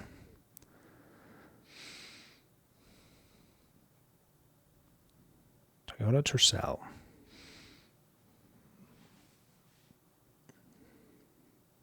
Okay. Any guesses? Victims of the rubber bumper era. Yeah. So far, yeah. Can you go back? Okay. Dodge Charger. 1980s. No, it's not. Just no, it's not. It's a Mitsubishi, right? Starion or something. I don't know. Yeah. Yeah. It's better left forgotten. Mm-hmm. We look at this the way people in the future are going to look at the current Prelude. That's better left forgotten. The Prelude at least looks good. That's true. This does not look good. Okay. Next one. DeLorean. They all have fully attached wing mirrors. They're not on stems. Oh, interesting. That's not it. That's not it. Not the one I'm thinking of. All right, next one. Ford Escort. Man, those are ugly. Okay. Can you go back? So far, they've all been 4-lug, but you've already used that before. Not 4-lug. Oh. 6-lug. Yeah, you got it. I got that on the second one, but I'm like, he already used how many lugs? He wouldn't do that again. Yeah, the Elise is 4-lug. Yeah, my new Miata is 4-lug. Yeah. My old Miata. 4-lug wheels. Yep. A DeLorean, though. Yeah, DeLorean. I didn't know that. Seems like it wouldn't. Mm-hmm. I mean, yeah. All right. Common denominator. Common Let's denominator. see. Yep, this is mine for you. I do love this. Is probably my favorite segment. So all of these cars I'm about to show him have something in common. I'm going to show him 10 cars, and so he has 10 chances to figure out what they have in common. Okay. 458 Italia. 4 lugs. 5-lug. Yeah. Okay. Wild guess because I haven't seen anything else yet. Round taillights. Okay. That's not it. But Okay. Bugatti Veyron. Sorry, go back. Which one was that? That was a 458 Italia. Okay. 458 Italia. Bugatti Veyron. Okay. Mercedes AMG GTR.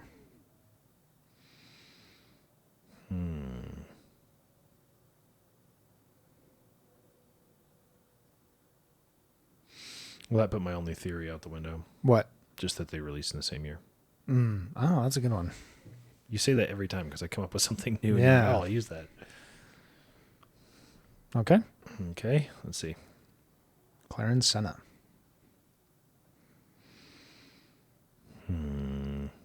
This one's harder because the last one I did, you could see the four lugs in every picture. You can't necessarily see what they have in common in every picture in this. Okay. I felt like it was too obvious. Okay. All right. Next one. Ferrari F40.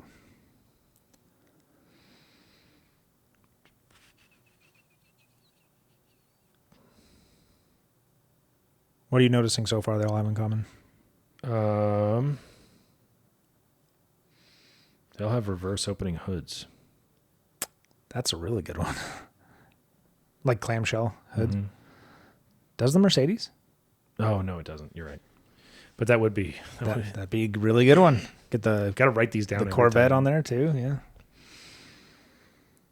Okay. Lamborghini Aventador S. All tested at the Nürburgring. But that doesn't narrow it down at all. No. That is That's true for a lot of billion cars. But I'm right though, so I'm going to take the technical victory. Okay. I'm struggling here. I will say I put Aventador S on here specifically. I don't know if you know what that means, but that is intentional. So it's something unique to the S. And I don't know if you would know what that thing is for this car specifically. They all rev past 7,500 RPM. Is that a good one? That's a good one. It's not it. Ready for your next one? Number 7? Sure. They'll have triple exhaust. They all have triple exhaust. Civic Type R. That is a good one. Mitsubishi Minica Tangan ZZ. I'm pretty sure it's ZZ Joy. ZZ Joy, yeah. The Toyota GR Corolla. They'll have triple exhaust. Yep. I got that so fast on the LFA. That's why I had the LFA pointing the other way because it was so obvious. Yeah, they'll have triple This exhaust. one, this is one exhaust. It just has this little piece of metal. This and and this, two are hidden there. The Veyron has a giant one in the center. Like it's huge, but it's still not enough. So they have two kind of hidden ones further down that you can't really see. So that's why I started with those. The three little pipes. So is this one exhaust per cylinder? Mm-hmm. Is it actually routed like one per cylinder? No, I think it goes to one muffler and splits. Oh, because you'd want to go through one catalytic converter, right? Yeah. But Triple yeah, exhaust. that 3-cylinder makes 300 horsepower. 100 horsepower per exhaust. Yeah. I have not missed a common denominator yet. And you should write down like all the ones that I come up with while we're doing this. Well, let's see. Common denominator. Oh, another one? Ooh. So figure out what these 10 cars have in common. You have 10 chances to figure it out. Okay. First up. Volkswagen Scirocco. Okay, that's Gen 1 Scirocco. Okay. Lotus Esprit. Lotus Esprit. Okay. AMC AMX3. Fog lights in the bumpers. It's a good one. Not what I was thinking of.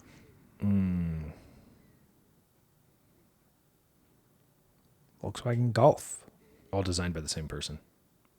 which is Giorgetto Giugiaro. yep. Dang, got that by number 4. Really good. These are all Giorgetto Giugiaro. Yep. BMW M1, Lancia Delta, Delta. Maserati Ghibli. De Tomaso Mangusta. Angusta. Look how similar that looks to the Maserati. Yeah. He's like, I'm just going to reuse this one. Phone it in, yeah. Saab 9000, I thought it was a Saab 900 he did. maybe. I could be wrong about that. And the DeLorean, of course. He also designed the Nikon EM. And you're just going to throw that in there to just drive me crazy? He also designed the Beretta I used to Nios. own that gun. I had that one. I sold it to Alan. He also designed the Stereo telephone and the molten NBA basketball. And he invented the Marielle pasta. Marielle. Yeah. I feel like he just started giving people the names. You know, Black & Decker makes toasters or whatever. I'm pretty sure that he's like, I'm sure later on it got, because he has like a a firm. Giugiaro design or something. So who knows how much later on was actually like him designing it, you know. All right, common denominator. I'm going to show you 10 cars. You have 10 chances to figure out what they all have in common. Okay.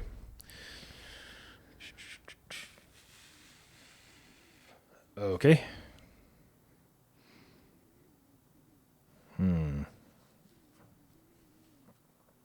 Audi A2. Okay. McLaren F1. What? Was that a curveball? Yeah, it was. Okay. They're all single wiper. Yep. Jeez. Citroen CX, Fiat Panda. Do you feel like it's useless to put in the other 6 of them if I keep getting on the 4th? It does make me wonder why I put so many in. Lancia Stratos, You're going to have the Cybertruck on there? Renault Sport Spider, Koenigsegg Agera. I like how they just leave it in the middle Well, yeah, they didn't want to have any lift. because it goes so fast. Yeah, it makes sense. I'm sure your vision just kind of ignores it after a while.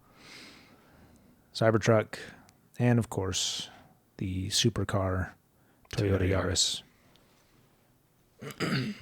Has a windshield so small it just needs one wiper. Single wiper blades. Once I see 3 with the same thing I'm thinking of, I'm like, that's it. Yeah. All right. Yeah, now this one's for me. Okay, common denominator.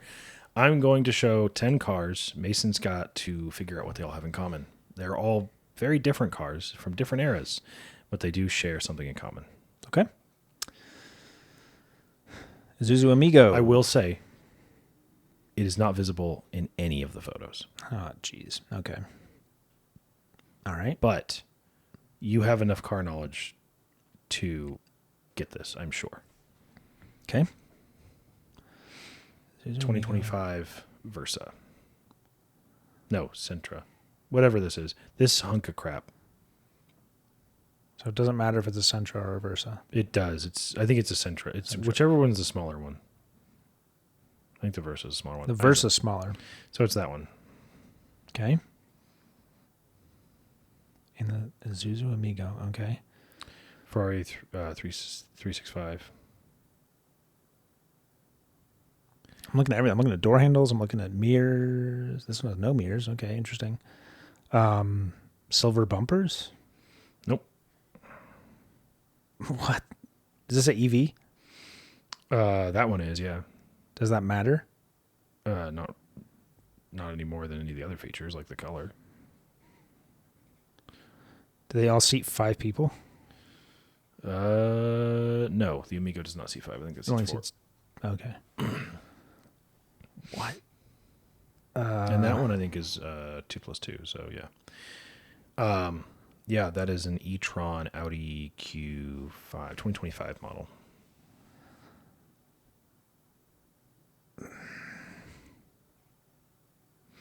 Notice I had an Amigo on here, one of Logan's cars.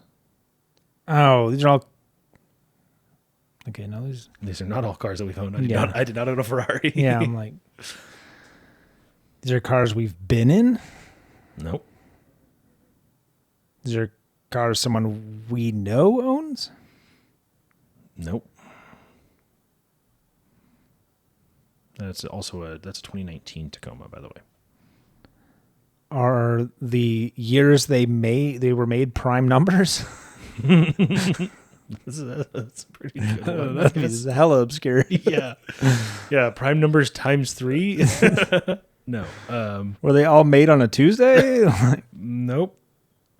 Has anyone given you a common denominator yet? No. They're pretty hard. That is very hard. Okay, I'm trying to think of a single thing a Tacoma and a Ferrari would have. I wouldn't get hung up on that because the Tacoma's in here because it's surprising that it has this in common with that. This is surprising, but this is not surprising. Not as surprising. Comes in a manual transmission? No, there's an EV on here, Mason. Oh, yeah. Actually, there's 2 EVs on here. What the heck? It's my car. Yeah. Yeah, I it's went to good go looking look up car. pictures of a 72 CUDA, and everyone I clicked on that was like a really high-quality photo was one of yours on Google Image Search. People have taken your photos and put them on different websites. Seriously? Yeah, like your Facebook photos and your photos on Instagram. They've just totally stole them. Oh, to like try to No, just scam like people, like articles. Like an article might be written about like the muscle cars of this era, and they just take your car. I like my car, but it's not exactly. Go Google like 72 CUDA in yellow, and you will find a bunch of people using your pictures. Wow. This okay. was not from your Facebook. Really. Really, Oh, geez. Okay. it's a great picture though. It is. It's very flattering because the paint does not look that good. Some AI upscaling going on.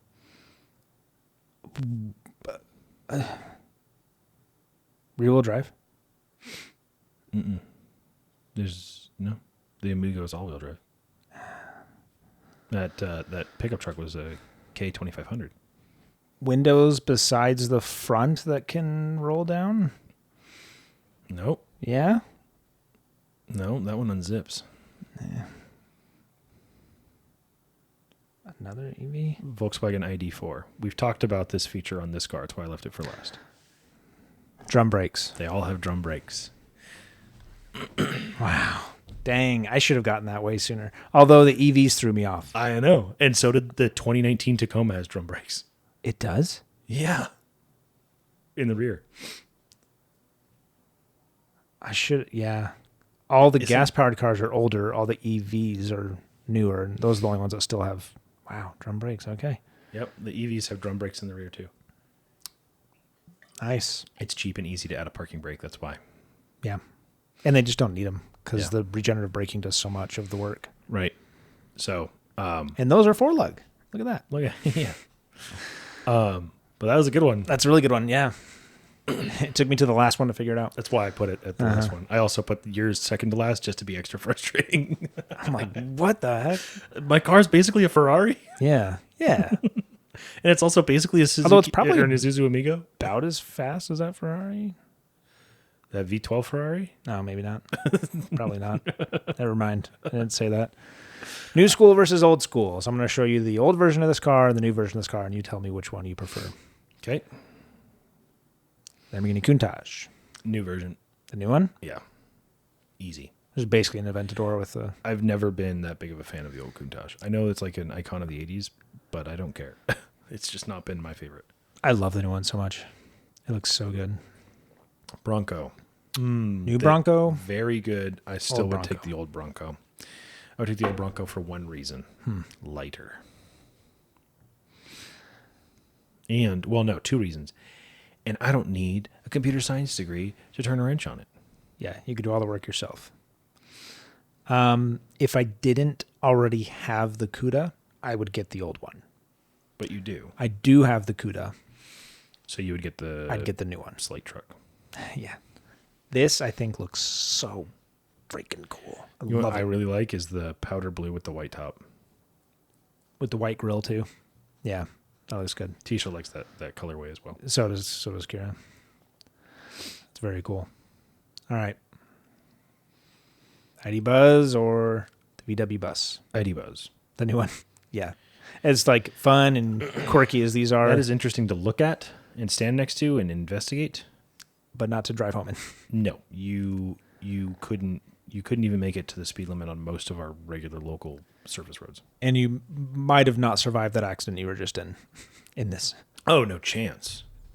No chance. Yeah. It wasn't that bad of an accident. No. We were hit by a car that weighs 1,000 pounds more. Isn't that crazy? The little four-door Acura weighs 1,000 pounds more than a Miata. Yeah. We were T-boned by a car that weighs 1,000 pounds more, tossed 2 lanes, Yeah. and the cabin was totally unaffected Yeah. as far as its geometry. Yeah, I'd take the new one too. All right. New school versus old school. I'm going to show you the old version of this car, the new version of this car. You tell me which one you prefer. Okay. Hummer EV, Hummer EV, H1. H1. You take the H1? I take the H1. I'd probably take the Hummer EV. I would take the H1 and then pull almost everything out of the inside and actually make it a reasonable place to sit and be. Like, the fact that it's a 4-seater is insane. Crazy. Yeah. It's the most spacious 4-seater ever. No, it's not even, because the center console comes It's up to massive. like here. Mm-hmm. Yeah. I would take the body. I would get rid of all the portal axles and everything that would make it complicated or difficult. Portal axles are cool though. They are, but you have to service them. I don't know. I probably just wouldn't own one, honestly. Yeah. That's why I think that's way cooler, but I'd own the new one. All right. New Land Cruiser. Nah. Yeah. Land Cruiser HJ60. Yeah, the new Land Cruiser is nonsense. You just get the Lexus. I'd get the Lexus, yeah. You get the Lexus for sure for like $4,000 difference. Get the Lexus. You get the V6. You don't have to have the hybrid. It looks so much better. And it looks better. And which is you strange. can get a third row. Normally a Lexus looks like it's already been in an accident with that stupid grill. It is the only Lexus that I've liked the look of in a long time. LC500. LFA. I don't even like the LFA. I like the LFA a lot. And I like the LFA. I'm not a huge fan of the way it looks. I like the way it looks a lot, and I like the LC500 a lot. Probably more than the Lexus original Land Cruiser. Nissan GTR or GTR. Is this the original you're going to show me? No. Gen 2? Gen 3? This is the 1.5 year only 72 to 73 Skyline GTR. Yeah. The baby Challenger one. I'd probably take the old one. Yeah, this is my favorite one. Yeah, I was actually looking at 74 Silicas instead of a classic truck. Because if I had a $25,000 budget, we're coming up on that segment, by the way, which this is supposed to be a quick one. Blind ranking. Super people movers, okay? So rank these 5 cars 1 to 5 without knowing what comes next. Category is super people movers. Okay. You just rank them on how cool they are. Okay? What was this, like a souped up Mazda 5? Yep. That's pretty cool. For Mazda Raceway Laguna Seca. Yeah. That's pretty. Those rims are awesome. It was a 2011 SEMA show vehicle, lowered, forged aluminum wheels, manual transmission. That's pretty cool. Pretty cool. I'm going to call that, again, I always start with a 3 because I don't know what's coming. All right, let's see. I'll call that a 3. Okay. Mercedes-Benz R63 AMG. It's the minivan Mercedes with a 6.3 liter V8. Yeah. But then it's got Mercedes issues. So I'm going to put that as a 4. 500 horsepower. Yeah. Only 200 made. 4.6 seconds 0 to 60. Yeah, that's crazy. Wild. So 4. Mm-hmm. The tracked Chrysler Pacifica. So a guy on TikTok rented a Pacifica, brought it to Brought it to Nürburgring? Brought it to Road Atlanta and set a sub 2-minute lap at Road Atlanta in a stock Pacifica. He took the seats out and lapped it. And just ran it? Mm-hmm. That thing's probably all kinds of wayward and floppy, and the panels are probably falling off because of all the structural twisting. The brakes overheated after 3 hot laps, which makes sense. They're not meant for that. But he said the chassis and engine were more than enough. It was the tires and brakes that were giving out. He's like, that's hilarious. It could have done way better. I guess for a 5-star safety rating, it actually has to have a lot of structural rigidity. But it's a big open box. How can it? Apparently, I don't know much about that track specifically, but I guess a 2-minute time is fairly impressive for a minivan. For a minivan. That's cool. That's pretty cool. I'm going to call that 5 because that's not modified at all, but that's cool. Sabine Schmitz. Yeah. Her transit van that she took around the Nürburgring. Yeah. That story is really funny. Yeah. Clarkson, she coached Clarkson to drive around the Nürburgring in a Jag diesel, yeah. And he was all elated that did it in sub 10 minutes, And she was like, that's awful. You should not be proud of that. Gets in the car and crushes his time by 45 seconds or something. Yeah. Just obliterates. She's like, I could have done better than that in a van. And so the next season on Top Gear, they went and got a van. They got a Ford Transit. They took out the seats. They did everything they could to it, and she still couldn't quite reach it. She was 10 seconds off or something. But it's a cool story. Yeah. She's had one of the corners named after her. Yeah, she's not with us anymore. Yeah. Unfortunately. She's a driving icon for sure. For sure. She was like the whisperer of the ring. The queen of the ring. She spent most of her life there. Yeah. I would say that's got to be a 2. Yeah. So that means number 1 is the Renault Espace F1. F1. It is basically an F1 car with a Renault Espace body with a van That's body. got to be a 1. That's cool. It's a 1994 concept. There are 2 functional ones in existence. It's a 3.5 liter F1 V10, 800 horsepower, This van will do 0 to 60 in 2.8 seconds. Top speed of 194 miles I an love how hour. they have 4 bucket seats in there.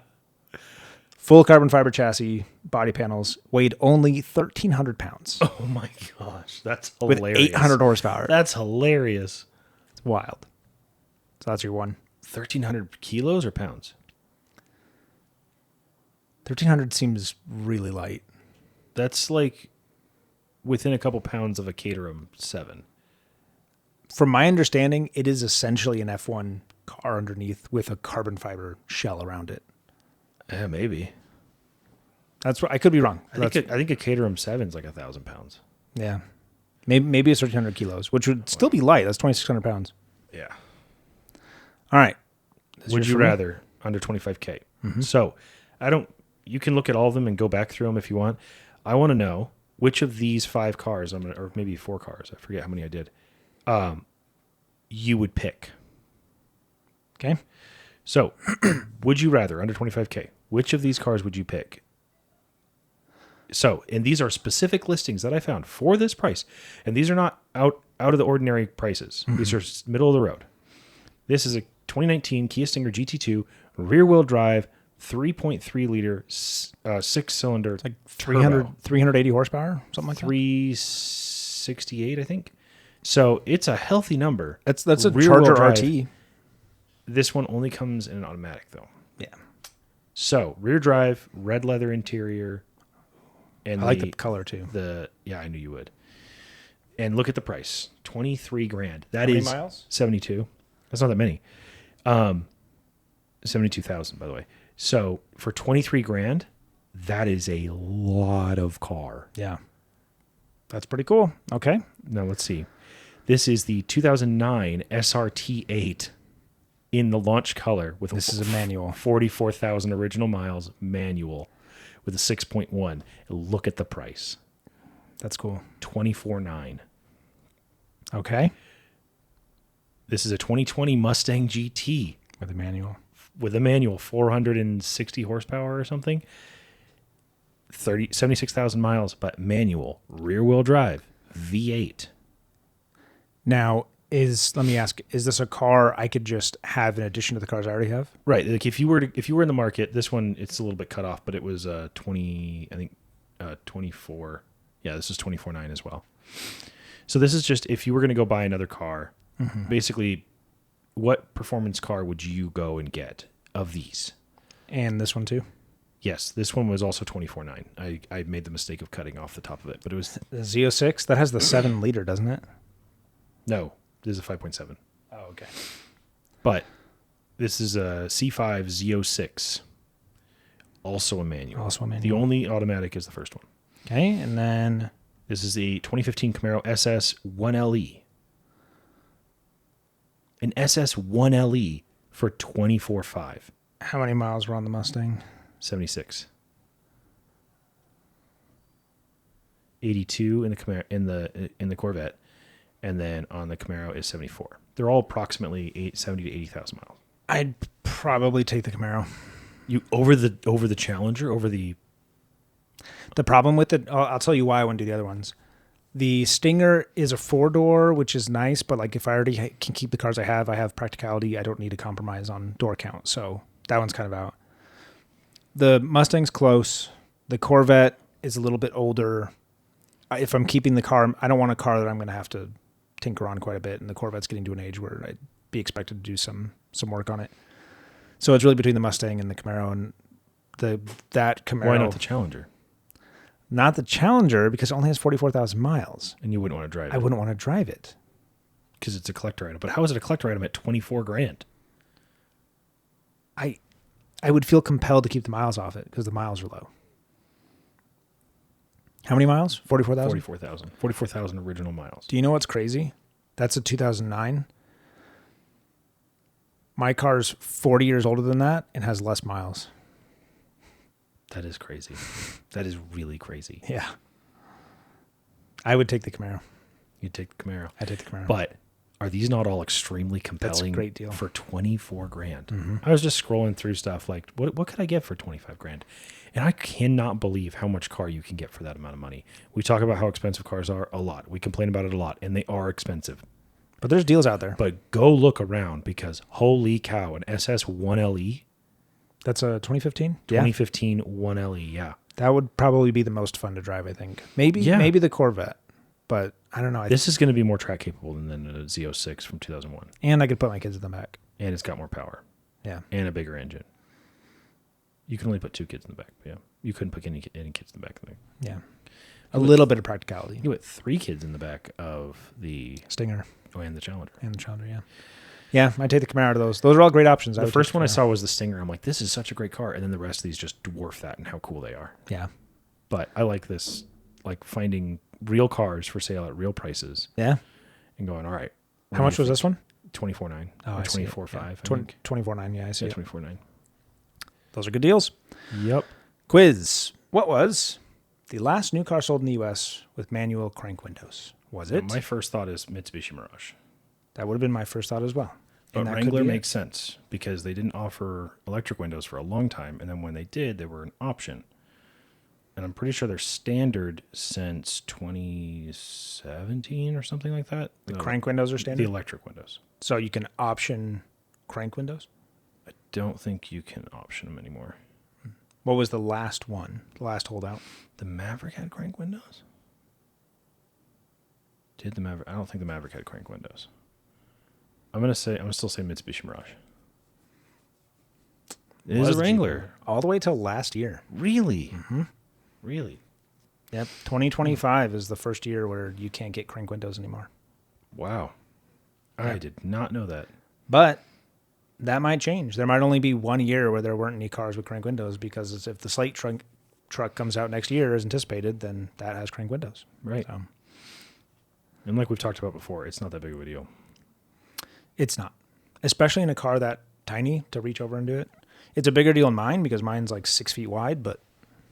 Yeah, I can reach out and put something on the roof of the Miata through the passenger window if I wanted to. It's microscopic, so if it was on that car, it wouldn't matter either. Yep. Jeep Wrangler all the way till 2024 in crank windows. Which of these vehicles was never offered with a Hemi engine? Okay. Never at any point in there. Never at any point. The Chrysler Imperial, the Toyota Crown, the Jaguar XJS, or the Mitsubishi Galant? Which one never came with a Hemi engine? Hemispherical combustion chamber heads. The Toyota Crown has been around for a very long time. In a lot of You're different not talking iterations. Hemi branded. I'm talking about hemispherical combustion chambers. Then I don't know. I would guess the XJS. But I don't know.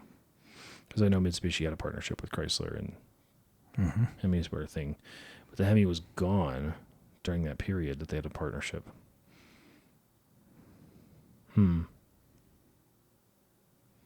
Maybe we do. I'm going to go with Jaguar XJS. All of these except the Chrysler Imperial. Really? Yep. That was the given that I assumed would have it. Yep. Chrysler Imperial came with the 440. The Hemi was a sportier engine. Mm-hmm. It liked to rev, and you were racy with it. This was not a car to be driven that way. The 440 is almost as powerful, but is a lot smoother, more dailyable of an engine. That's a pretty cool car. Yep. The Toyota had a hemispherical V8. The Crown had a Hemi V8. Jeez. Yep. The Crown and the Century had it from 1963 to 1997. That's a long time. Long time. It had a Hemi V8. Jaguar's KX is an inline six with hemispherical combustion chambers. And the Australian market, Mitsubishi Galant, offered a 4-cylinder Hemi. Cool. Yeah. More you know. So the Chrysler was the only one that didn't have a Hemi. That's the only one I assumed would. What was the last new car sold in the U.S. without an electronic control unit? I'm not just talking about EFI. I'm talking about like a actual ECU. It's going to be some kind of holdover van or pickup. Talking about something with like a long lifespan. Yeah. It was Lamborghini Countach, Chevy Corvette, Ford F-Series, or Jeep Grand Wagoneer. No, the Corvette needed it to pass emissions. But the F-Series wouldn't have needed it. And the Grand Wagoneer ended it a lot earlier. I'm going to say F-Series. It was the Wagoneer. Oh, was it? 1990 Wagoneer was the last car to ship without an ECU. That looks so much older than 1990. because it had been made for like 15 years or something. What is the fastest naturally aspirated car of all time? Aston Martin Valkyrie, Lamborghini Aventador, The thing that came to mind was the McLaren F1. McLaren F1, Ferrari 12 cilindri, 12 cilindri. Or is it Doce I don't know. in Italian? Fastest top speed? Top speed.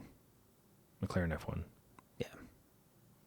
I That's the didn't one realize it was, I mean, I guess I knew it was naturally aspirated, but Yeah. to this day remains the fastest naturally aspirated car of all time. Has not been beaten. It's possible that record will stay because so many cars, supercars now are...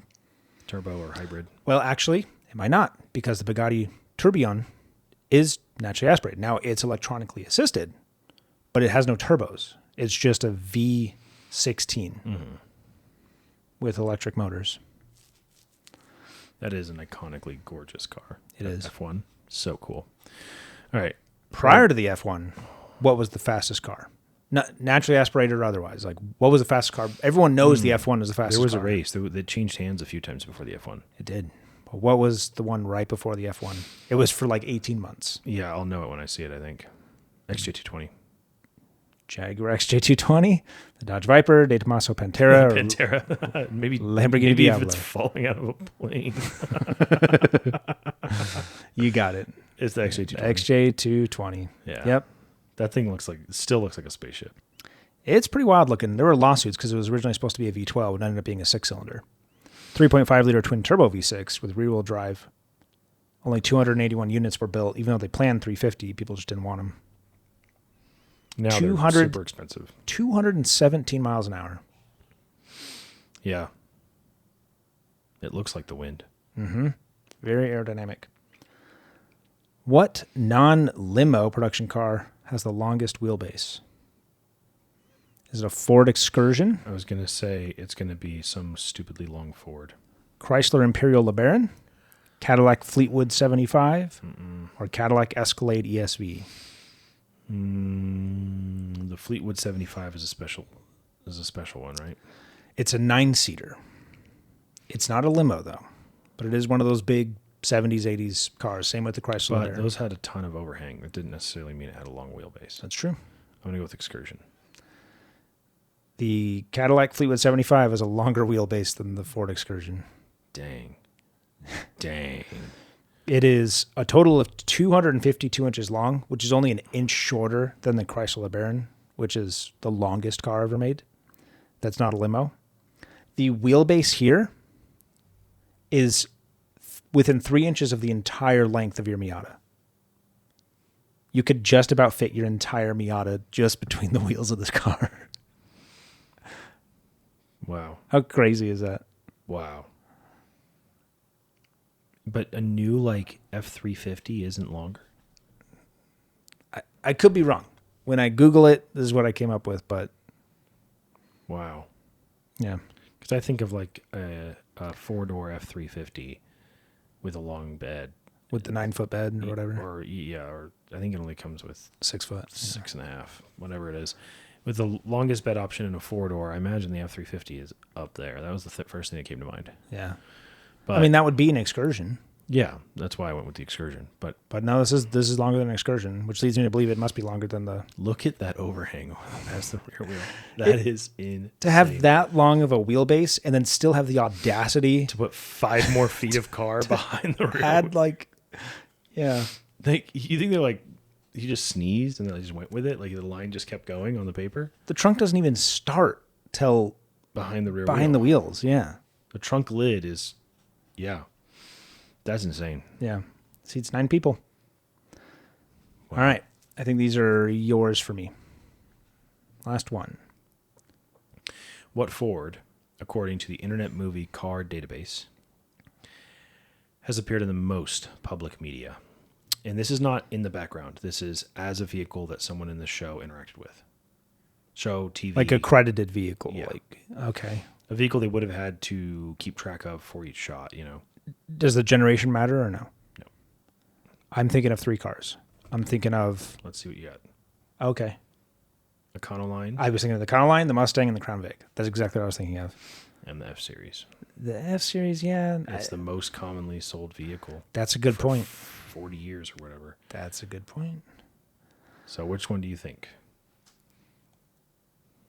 I'm leaning toward Crown Vic, but just by the numbers, there's more F-Series than there are Crown Vics. But then you have to go, what's going to make an appearance in a film? A cop car is going to be in a movie, more likely than just a random truck. Or delivery vehicles. I was thinking Econoline, but I still think the Crown Vic or F-Series would outnumber that. I'll go Crown Vic. Crown Vic. Nice. You got it. You got it. Nice. Crown Victoria for exactly the reason you're thinking. Because it's a cop car. Cop cars. The most, probably the most sold cop car ever. Yeah. All right, what do we got? What Chevy has appeared in the most public media? I'm going to say the options are Impala, a truck like Silverado or equivalent. The van, though. Corvette's been around a long time. Yeah. I mean, just generic van, just any van. So they called it the Chevy Express. They also called it the Chevy van for a long time. But just to avoid any confusion, I just called it the standard Chevy van. Either one. Yeah. I'm going to go with the van. Okay. The Impala, really? By it's like 3 times as The much. Impala as was a cop car, too. It's like twice as much or 3 times as much as second place. Yeah, that makes sense. Is it because it's a cop car? Probably. Yeah. Yeah. I mean, it's obviously not as ubiquitous as the Crown Vic, Vic, yeah. but still, Yeah, absolutely. a lot of crushed Impalas in action movies. Yep. Is that all we got? That is it. Awesome. Nice short one. Little 2-incher. Thanks for joining us. I hate you. See how many people have sent me messages like 2 inches, huh? It's a lot. You played it off like you weren't going to do anything with that. I wasn't. It wasn't until you said it where I was just like, oop. I really thought when it faded to black and white, I was like, is it going to go, hello, darkness, my old I thought about that friend." later. But thanks for joining us, everyone. Please subscribe. Go watch our clips. Please. Love you. Bye. Bye.